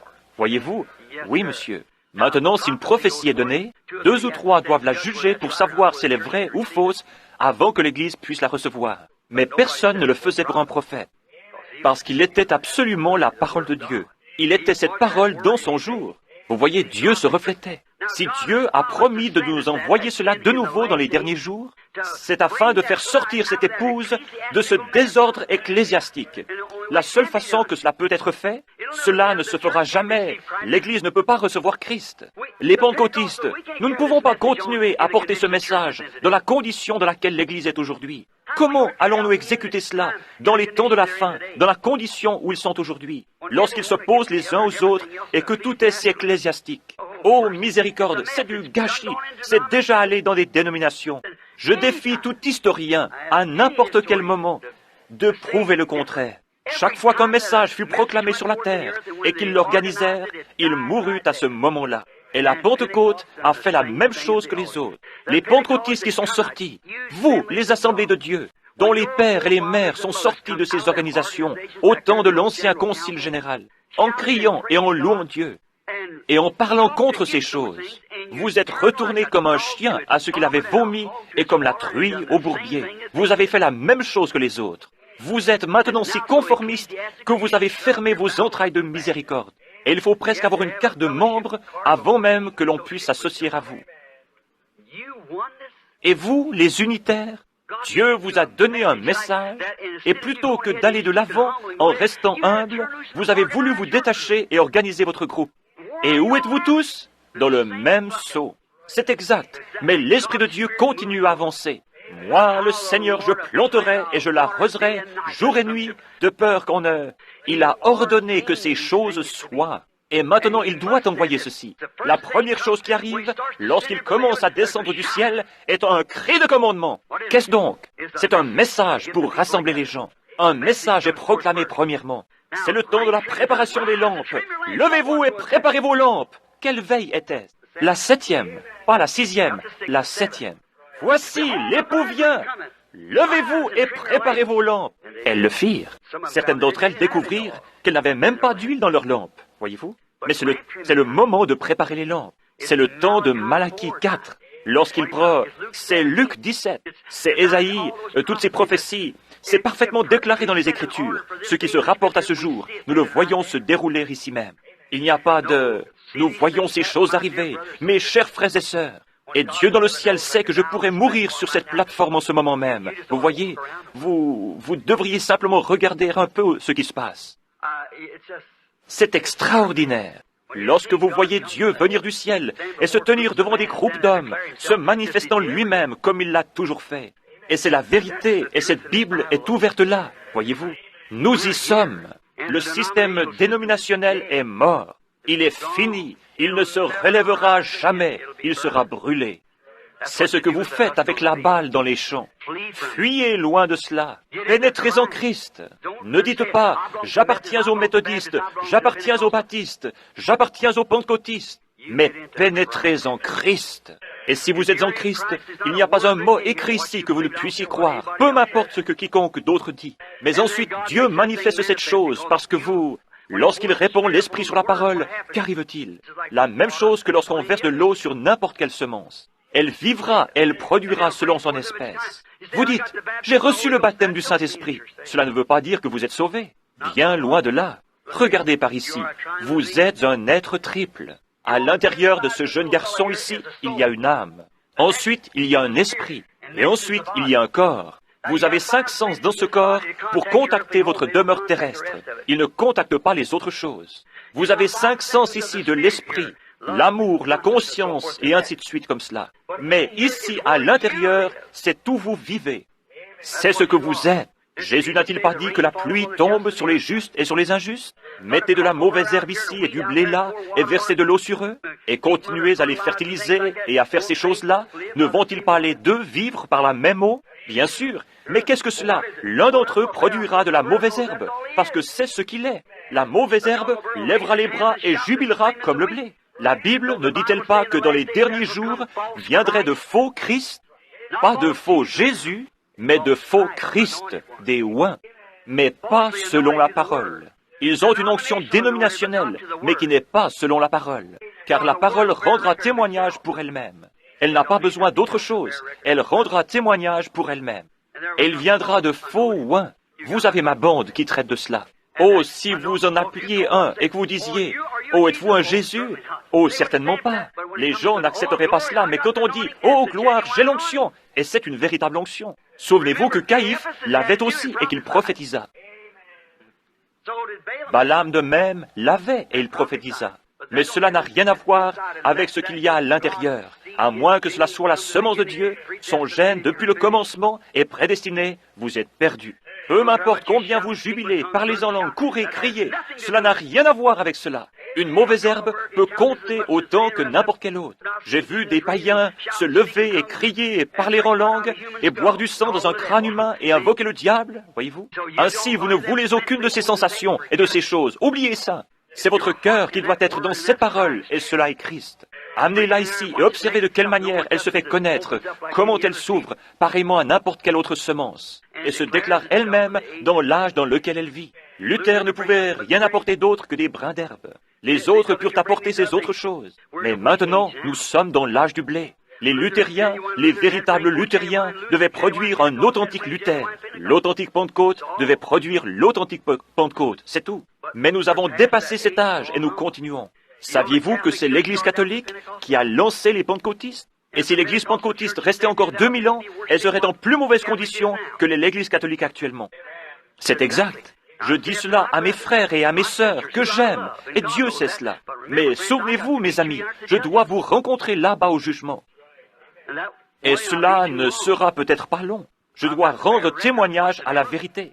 Lorsque je suis allé avec vous tenir des réunions et prier pour les malades, cela allait bien. Mais lorsque je suis venu avec un message, si un message est proclamé, si c'est un véritable message, accompagné de véritables et authentiques miracles de Dieu, et qu'il demeure dans cette organisation, vous savez qu'il n'est pas de Dieu. Parce que cette chose a déjà été annoncée. Jésus partit et alla guérir les malades afin d'attirer l'attention des gens. Ensuite vint son message. C'est vrai, il doit y avoir quelque chose que Dieu va introduire. La guérison divine, les miracles sont là pour attirer l'attention des gens. La chose principale au cœur de tout cela, c'est le message. Voilà quoi, c'est ce qui vient d'ici dedans. Il essaye d'obtenir la faveur des gens pour qu'ils s'arrêtent et l'écoutent. Voyez-vous, car il y en a quelques-uns là-dedans qui sont destinés à la vie. Une partie du blé tomba sur le sol et les oiseaux le mangèrent. Une autre partie tomba parmi les épines. Et une autre partie tomba dans un terrain qui avait été préparé d'avance. Et elle se reproduisit. Premièrement, il y a un cri de commandement, puis une voix et ensuite une trompette. Un cri de commandement, c'est un messager qui prépare les gens. La deuxième chose, c'est une voix de résurrection. C'est la même voix forte qui, dans Jean 11, 38 à 44, appela Lazare hors de la tombe. Le rassemblement de l'épouse, puis la résurrection des morts, pour être enlevé. Maintenant, observez comment les trois choses arrivent. Quelle est la chose suivante? C'est une trompette. Un cri de commandement, une voix, une trompette. La troisième chose est une trompette. Et c'est elle qui, à la fête des trompettes, a toujours appelé les gens à venir à la fête. Il y aura le souper de l'épouse, le souper de l'agneau, avec l'épouse dans le ciel.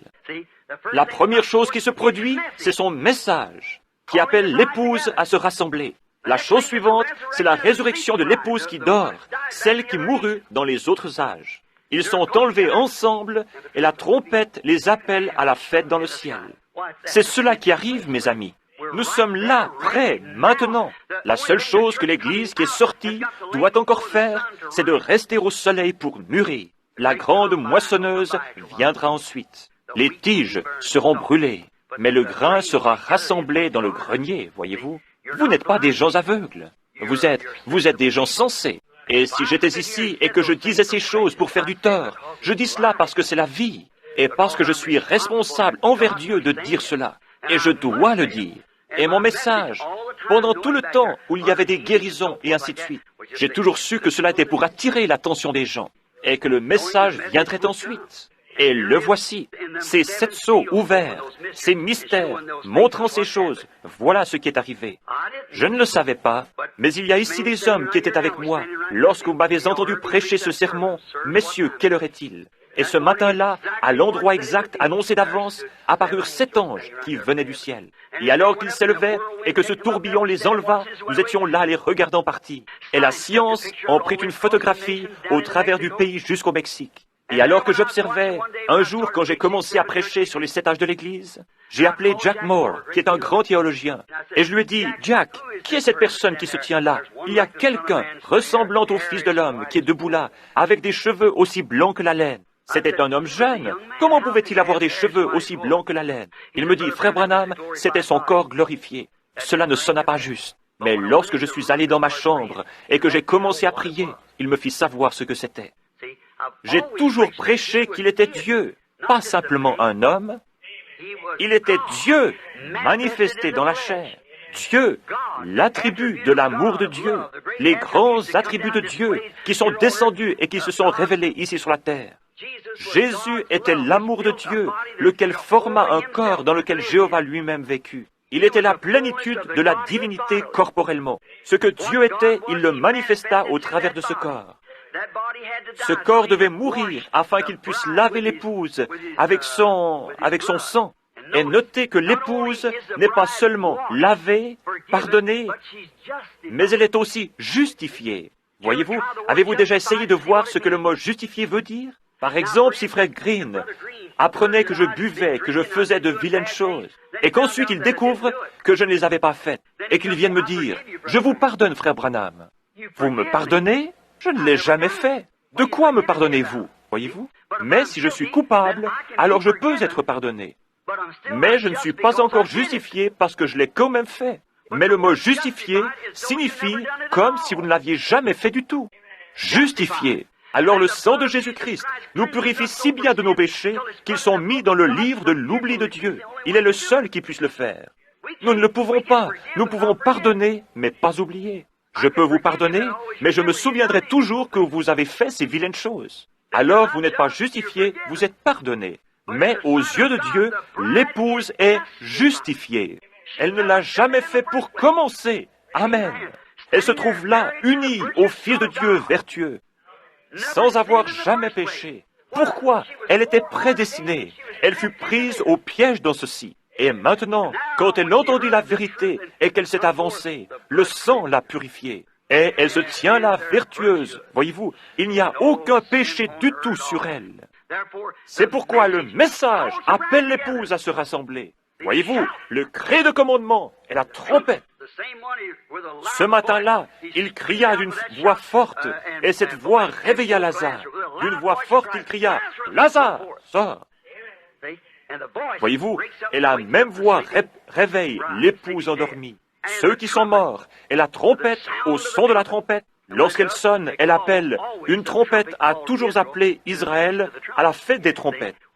Ce qui était la fête de Pentecôte, la grande fête dans le ciel, et la fête des trompettes.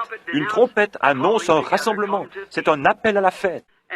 Et maintenant, c'est pour le souper de l'agneau dans le ciel, le rassemblement de l'épouse, la fête des trompettes, le souper des noces. Nous avons vu cela sous forme de type. Maintenant, regardez un moment avant que nous terminions. Nous voyons cela au travers de types. Si vous voulez lire dans Matthieu 18:16, il est dit qu'il y en a 3 qui rendent témoignage. Voyez-vous, dans 1 Jean 5:7 et ainsi de suite. 3 est toujours un témoignage. Est-ce vrai? C'est une vérification, quelque chose qui est juste. 3 témoins rendent que par la bouche de 2 ou 3 témoins, toute parole soit établie. Nous avons eu 3 témoignages. 3 est un témoignage. Nous avons déjà eu 3 enlèvements dans l'Ancien Testament. Saviez-vous cela? Comme témoignage. Maintenant, observez bien. Enoch en était un. Élie était l'autre et Jésus est le 3e. Jésus étant la clé de voûte, il rend témoignage. Il était la clé de voûte entre l'Ancien et le Nouveau Testament, parce qu'il devait premièrement mourir et ensuite être enlevé. Il mourut, revint à la vie et marcha avec nous, et ensuite il fut enlevé, parce qu'il était la clé de voûte qui liait les deux ensemble. Après sa résurrection et son enlèvement, regardez, après qu'il ait fait cela et éprouvé que l'Ancien Testament, nous savons tous qu'Enoch fut enlevé. Nous savons qu'Élie fut enlevé dans un tourbillon, n'est-ce pas, sur un chariot de feu. Et Jésus mourut, fut enseveli, ressuscita, et vécut ici sur la terre, et ensuite, il fut enlevé, la clé de voûte. Il y en a 3 pour rendre témoignage, est-ce vrai? Maintenant, il y a un enlèvement qui est déjà passé. Saviez-vous cela? Voyons si nous pouvons vite lire cela. Allons dans Matthieu, le chapitre 27. Et vers le verset 45 du chapitre 27 de Matthieu. Voyons si nous pouvons le trouver très rapidement et voyons si nous pouvons en faire sortir quelque chose qui puisse nous aider. 27, 45, je crois que c'est ce que j'ai inscrit ici. Lisons. Mais depuis la 6e heure, il y eut des ténèbres sur tout le pays jusqu'à la 9e heure. Et vers la 9e heure, Jésus s'écria d'une voix forte, disant, « Eli, Eli, lama sabachthani » c'est-à-dire, « Mon Dieu, pourquoi m'as-tu abandonné » Et quelques-uns de ceux qui se tenaient là, ayant entendu cela, disaient, « Il appelle Eli, celui-ci. » Et aussitôt, l'un d'entre eux courut et prit une éponge, et l'ayant remplie de vinaigre, la mit au bout d'un roseau et lui donna à boire. Mais les autres disaient, « Laisse, voyons si Eli vient pour le sauver. » Et Jésus, ayant encore crié d'une voix forte, rendit une voix forte.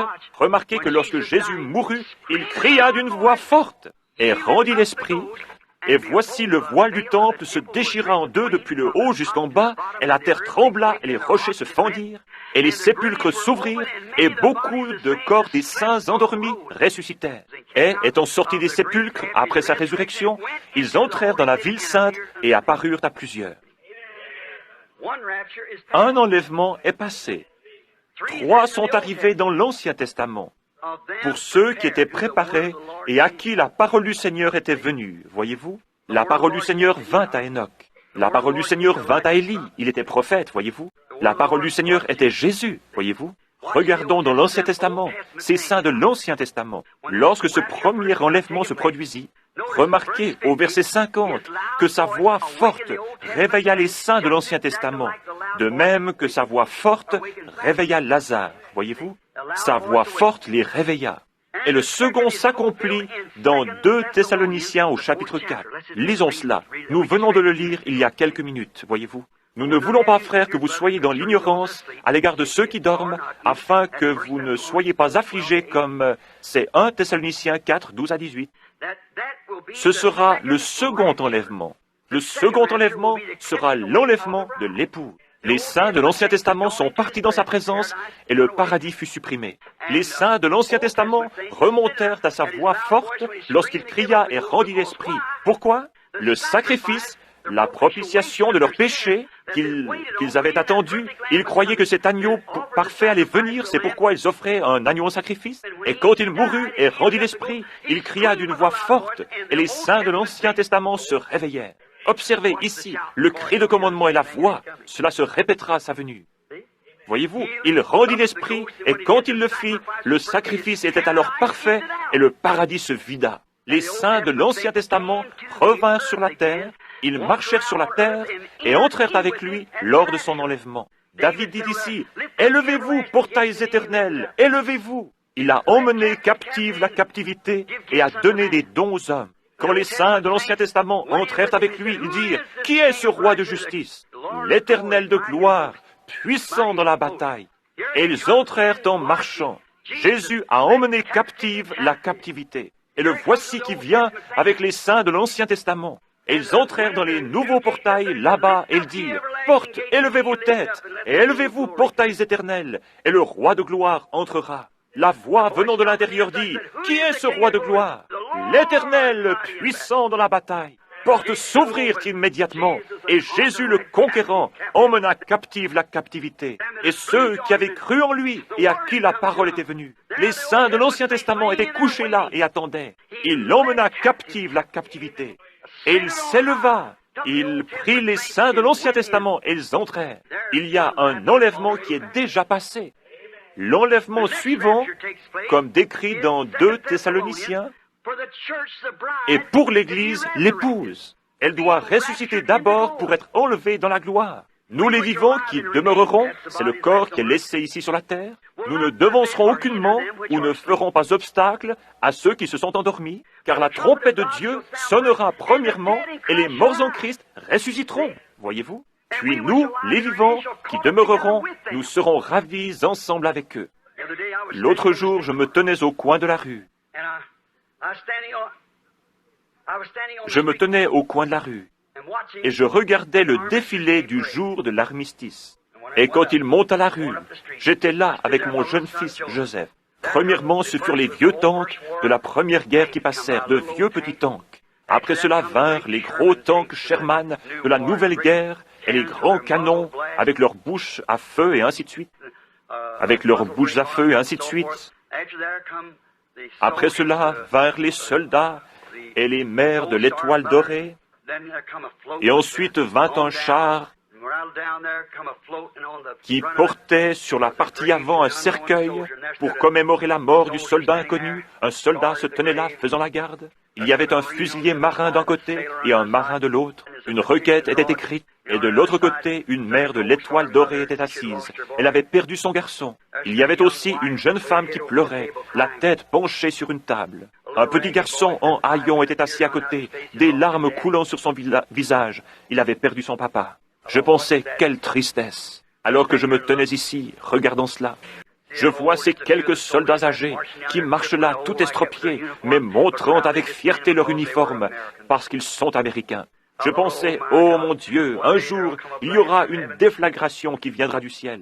Et les morts en Christ ressusciteront premièrement. Ces saints de l'Ancien Testament qui attendent là-bas une déflagration sortiront de là premièrement pour rentrer dans la résurrection. Nous nous mettrons en ligne et nous irons dans les cieux. Ces vieux corps mortels changés, devenus semblables au corps de sa gloire. Quel défilé ce sera quand il commencera à se diriger vers le ciel un de ces jours, dans ce temps de l'enlèvement qui est devant nous. Oh, montrant fièrement le sang de Jésus-Christ sur leur poitrine, le message de Dieu de l'heure dans laquelle ils vivaient.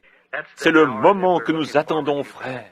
Maintenant, regardez, pour terminer, la seconde résurrection, la première est passée, la seconde est proche maintenant. La troisième est celle des deux témoins d'Apocalypse 11, versets 11 et 12. Ce sont eux qui retournent avec l'Esprit de Christ pour témoigner aux Juifs comme Joseph le fit pour ses frères. Et vous vous souvenez qu'une fois morts, leurs corps restèrent exposés dans les rues pendant 3 jours et demi. Ensuite, l'Esprit de vie vint en eux et ils furent enlevés, ravis dans le ciel. Voilà vos 3 enlèvements du Nouveau Testament. 3 enlèvements dans l'Ancien Testament, tous sont passés. Maintenant, nous sommes prêts, attendant l'enlèvement des saints. Cela a été prononcé et cela sera ainsi. Lorsque Dieu dit quelque chose, les cieux et la terre passeront, mais cette parole ne faillira jamais. Lorsque Dieu a dit dans Genèse 1 que la lumière soit, il se peut qu'il y ait eu des centaines d'années avant que la lumière fût. Il dit qu'il y ait là un palmier, qu'il y ait là un chêne, qu'il y ait là un désert, qu'il y ait là une montagne, qu'il y ait là cette chose. Il prononça cela, voyez-vous? Et aussi longtemps que cela sortait de sa bouche, sous la forme d'une parole, cela devait être manifesté. Cela devait l'être. Un jour, il appela son peuple à sortir. Il avait parlé à un homme appelé Moïse, au travers d'une colonne de feu. Une lumière, un feu saint et sacré. Le peuple ne voulait pas croire Moïse. Il dit alors, amène-les vers cette montagne. Ce matin-là, la montagne était enflammée, et il y avait des éclairs et du tonnerre. Et le peuple dit, ne laisse pas Dieu nous parler, mais que Moïse parle, de peur que nous périssions. Dieu dit, je ne leur parlerai plus comme ceci, mais je vais leur susciter un prophète. Et je parlerai au travers de lui, et si ce qu'il dit arrive, alors écoutez-le, parce que je suis avec lui. Il a prononcé cela, il a dit que cela arriverait. Regardez le prophète Ésaïe, c'était un homme intelligent. Un homme qui avait l'estime du roi Osias, parce qu'il avait vécu avec lui. Or, le roi Osias était un grand homme, mais il essaya une fois de prendre la place d'un prédicateur. Et il entra dans le temple, il fut alors frappé de la lèpre. Et c'est ce que j'ai dit aux hommes d'affaires, n'essayez jamais de prendre la place d'un prédicateur.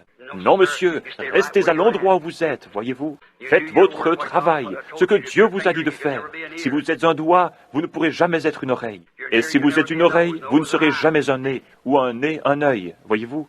Restez à votre place. Vous avez entendu l'autre jour le message qui a été diffusé.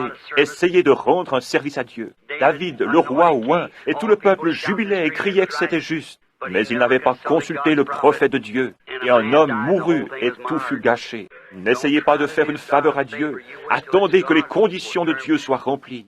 Laissez-le arriver selon sa façon de faire. Je commencerai cette grande chose, cela produira ceci. Oh, sois prudent, frère. David savait mieux faire que cela. Nathan était dans le pays en ce temps-là. On ne le consulta même pas. Voyez-vous, il consulta les capitaines de centaines et de milliers. Tout le peuple jubila, poussa des cris, dansa et... Ils avaient toute l'animation religieuse. Mais cela n'était pas dans la ligne et dans l'ordre de la parole de Dieu. Et cela échoua. Toute autre chose qui n'est pas dans la ligne et dans l'ordre de la parole de Dieu échouera. Seule la parole de Dieu demeurera à jamais. Le ciel et la terre passeront, mais pas ma parole. Remarquez Ésaïe, ce jeune homme intelligent qui était là. Tout à coup, l'esprit le frappa. Il ne pouvait rien dire de différent. Il était prophète. Il dit, « Voici, une vierge concevra. Car un fils nous est né, un enfant nous est né, un fils nous est donné. On l'appellera conseiller, prince de paix, Dieu fort, Père éternel. Le gouvernement sera sur son épaule. Son règne n'aura pas de fin. Son règne n'aura pas de fin. » Comment cet homme pouvait-il dire intelligemment qu'une vierge concevrait? Tout le monde s'attendait à cela. Cela avait été prononcé, c'était ainsi dit le Seigneur. Cela devait arriver, parce que c'était la parole de Dieu, la même parole que Dieu dans la Genèse avait prononcée lorsqu'il planta ses semences sous la mer, quand la terre était informe et vide et que les eaux étaient sous l'abîme. Cela devait arriver. Mais un jour, 800 ans plus tard, le sein d'une vierge conçut la semence de Dieu, une semence créée. Elle enfonda un fils. Ce même fils se tint là un jour et dit, « Lazare, sors !» Et cet homme qui était mort depuis 4 jours et qui était en train de se décomposer, son nez se creusant et qui sentait mauvais, sortit. Il dit, « Ne vous étonnez pas de cela, car l'heure vient. » Amen. Où tous ceux qui sont dans les sépulcres entendront la voix du Fils de Dieu. Ainsi, cela a été prononcé.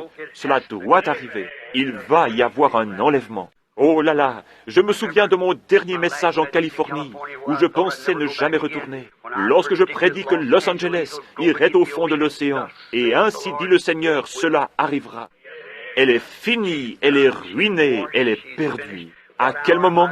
Je ne sais pas, mais elle sombrera. Juste après que les tremblements de terre auront commencé à produire des secousses et des tremblements. Vous vous souvenez, beaucoup d'hommes qui sont là étaient présents le jour où l'ange descendit et que cette lumière et ce feu tombèrent du ciel autour de ce rocher alors que nous nous tenions là, et que ces rochers étaient projetés de la montagne et tombaient tout autour de nous, et il y eut 3 fortes déflagrations. Je dis, le jugement frappera la côte ouest. 2 jours après, l'Alaska sombra presque. Souvenez-vous que le même Dieu qui a annoncé cela a dit que Los Angeles est condamné. Elle est finie. Je ne sais pas quand, je ne peux pas vous le dire. Je ne savais pas que j'avais dit cela. Mais je crois que c'est ce frère qui est ici. Non, c'est un des Mosley. Je crois qu'il était avec moi là-bas dans la rue. Je ne savais pas ce que c'était, jusqu'à ce que j'ai regardé dans l'Écriture où Jésus a dit « Capernaum, Capernaum, combien de fois ?» Plutôt, toi qui t'es élevé jusqu'au ciel, tu seras abaissé jusqu'au séjour des morts. Car si les miracles qui ont été faits au milieu de toi avaient été faits dans Sodome, elles subsisteraient encore aujourd'hui. Et environ 150 ans plus tard, Sodome était déjà dans la terre. Capernaum est aussi dans l'eau aujourd'hui. Et ce même Esprit de Dieu qui a dit et fait toutes ces choses a déclaré là-bas, « Ô cité de Capernaum, toi qui t'élèves, toi qui t'appelles du nom des anges, Los Angeles, comme tu t'es élevé jusqu'au ciel. » La racine même est le siège de Satan, voyez-vous, tu t'es élevé. C'est un cimetière pour les prédicateurs. Des hommes bons vont là-bas et ils meurent comme des rats. Quel dégât! Toi qui t'appelles du nom des anges. Si les œuvres puissantes qui ont été faites au milieu de toi avaient été faites dans Sodome, elles subsisteraient aujourd'hui, mais ton heure est venue. Regardez et voyez. Si ce n'est pas cela, je suis un faux prophète. Voyez-vous, elle est là, elle se trouve là. Je me souviens de cette nuit. Avant que j'aie vu cela, j'eus la vision préalable de l'épouse. Je me tenais là et j'ai vu une très belle jeune fille, correctement vêtue, qui marchait dans cette direction. Il y avait quelqu'un debout près de moi dans la vision de l'épouse et des voix disaient « C'est la vision préalable de l'épouse ». Je la vis passer à côté de moi. Elle vint de ce côté et tournait. Alors j'entendis l'église qui venait de cet autre côté. L'église d'Asie s'avança. Oh, quelle corruption! Puis, l'Église européenne vint. Oh là là! Et ensuite, j'entendis un air de rock'n'roll. Et c'était Miss Amérique, l'Église. Et elle ne portait même pas d'habits. Elle tenait devant elle du papier gris, comme des journaux, et elle dansait le rock'n'roll. Miss Amérique, l'Église. Je me tenais là, dans sa présence. Je pensais, oh Dieu, comme prédicateur, si c'est cela le mieux que nous avons pu faire. Oh, vous savez comme vous vous sentez. Ensuite, je pensais, oh Dieu, cache-moi. Si je pouvais seulement m'éloigner d'ici, si après tout ce que nous avons fait, c'est là le résultat, si c'est ce que c'est. Et ensuite, ces femmes passèrent devant moi, faisant toutes sortes de balancements. Elles avaient les cheveux courts et des visages fardés. Comme elles passaient devant moi comme cela, et dire qu'elles étaient censées être des vierges pour Christ. Et lorsqu'elles passèrent devant moi comme cela, je détournai la tête. Vous savez, avec ce... Tenons cela devant moi. C'était scandaleux de voir leur dos. Elles allaient comme cela, et je détournai la tête pour pleurer. Je ne pouvais pas supporter cela plus longtemps. Lui se tenant là, et moi sachant que j'étais prédicateur de l'Église, et que c'était ce que j'avais produit pour lui. Je dis, oh Dieu, je ne peux pas regarder cela. Laisse-moi mourir. Laisse-moi disparaître. Et aussitôt que cela partit, chaque fois que l'une d'elles venait, elle repartait vers un certain endroit et disparaissait vers le bas, et je n'entendais plus que le bruit qu'elle faisait en s'en allant. Et ensuite, j'entendis la mélodie de « En avant, soldats chrétiens ». Je regardais, c'était ce groupe de jeunes filles sanctifiées. Elles étaient exactement comme elles se présentaient au début, toutes vêtues correctement, leurs cheveux tombant jusqu'en bas de leur dos, paisibles et propres, marchant comme ceci au pas de l'Évangile. Elle était la parole. Et il semblait qu'il y en avait une de chaque nation. Je regardais et je les vis passer devant moi. Au lieu de descendre, elles commencèrent à monter. Je remarquai que l'une d'entre elles essayait, que deux ou trois d'entre elles essayaient, sortaient du rang. Je m'écriais, « Restez en ligne !» Et la vision me quitta. Je me tenais debout dans cette chambre en train de crier, « Restez en ligne !» Je me demande, cela pourrait-il s'être déjà passé? L'épouse pourrait-elle être déjà appelée? Est-ce cela que nous traversons aujourd'hui? Elle doit être façonnée et faite à l'image de Christ. Et Christ est la parole. C'est la seule chose. Vous voyez, c'est là-dedans, dans la parole. C'est simplement, vous voyez, on ne peut pas y ajouter une seule chose. Il ne peut pas y avoir une femme avec une main comme un homme et de l'autre côté une patte comme un chien. Ce doit être exactement la parole du Seigneur, comme lui est la parole. L'épouse est une partie de l'époux. La femme est une partie de son mari, parce qu'elle est tirée du mari. Ève était sortie du côté d'Adam, et c'est ainsi qu'elle épouse. Elle n'est pas tirée d'une dénomination, mais elle est tirée du sein de la parole de Dieu pour ce jour. L'enlèvement, la trompette du Seigneur sonnera, les morts en Christ ressusciteront, et ils partageront la gloire de sa résurrection. Lorsque ceux qu'il a choisis se rassembleront à leur demeure au-delà du ciel, lorsque l'appel retentira là-bas, essayons tous d'y être, mes amis. Que Dieu vous bénisse. Cela a été prononcé, cela doit arriver. Cela arrivera. Et mes amis, personne ne désire mourir. Personne ne désire être perdu. Laissez-moi vous dire, quoi que vous fassiez, peu m'importe avec quelle assiduité vous allez à l'église et combien vous lui êtes fidèle. C'est bien, je n'ai rien à contre. Vous devriez aller à l'église. Faites cela, continuez à aller à l'église. Mais quoi qu'il en soit, jetez au loin vos traditions et allez en Christ. Parce que cela va sonner un de ces jours. Vous serez alors surpris avec la marque de la bête sur vous, réalisant trop tard ce que c'est. C'est exactement cela. Que Dieu vous bénisse. Je regrette de vous avoir gardé si longtemps. Je vous ai gardé trop longtemps, c'est vrai. Et l'offrande que vous avez recueillie pour moi, que je ne vous avais pas demandé, frère, c'est de la courtoisie. Prenez plutôt cet argent pour payer à ce motel les heures supplémentaires que j'ai utilisées. J'avais juste quelque chose ici. J'ai environ 8 à 10 pages supplémentaires sur cet enlèvement. Mais je n'ai pas le temps de vous les donner. Que Dieu vous bénisse. Aimez-vous le Seigneur Jésus? Restons tranquilles une minute maintenant, dans la paix et le respect, et souvenez-vous de ce que j'ai dit. Souvenez-vous que nous sommes dans les dernières heures. Israel's awakening, the signs that the Bible foretold, the Gentile days numbered, with horrors encumbered, return, O dispersed to your own. The day of redemption is near. Man's hearts are failing for fear. Be filled with the Spirit, your lamps trimmed and clear. Look up, your redemption is near. You know that? False prophets are lying. God's truth they're denying. And we know that all is true, don't we? I love Him. I love Him. Because He first loved me and purchased my salvation on Calvary's tree. Combien l'aime vraiment? Levez la main. Je désire maintenant, pendant que nous chantons ceci de nouveau, que vous serriez la main à quelqu'un qui est près de vous et disiez « Que Dieu vous bénisse, pèlerins ». Nous sommes des pèlerins, n'est-ce pas? Des pèlerins et des étrangers. I love Him. That's it, right across the table. I love Him because He first loved me and purchased my salvation on Calvary's tree. Voulez-vous être pris dans l'enlèvement? Combien sont intéressés à participer à l'enlèvement? Dites, « Ô Dieu, je désire y participer de tout mon cœur. » Tenez la main du Dieu qui ne change pas. Connaissez-vous ce chant? Le connaissez-vous, sœur? Tenez la main du Dieu qui ne change pas. I don't know what's it in, Pat.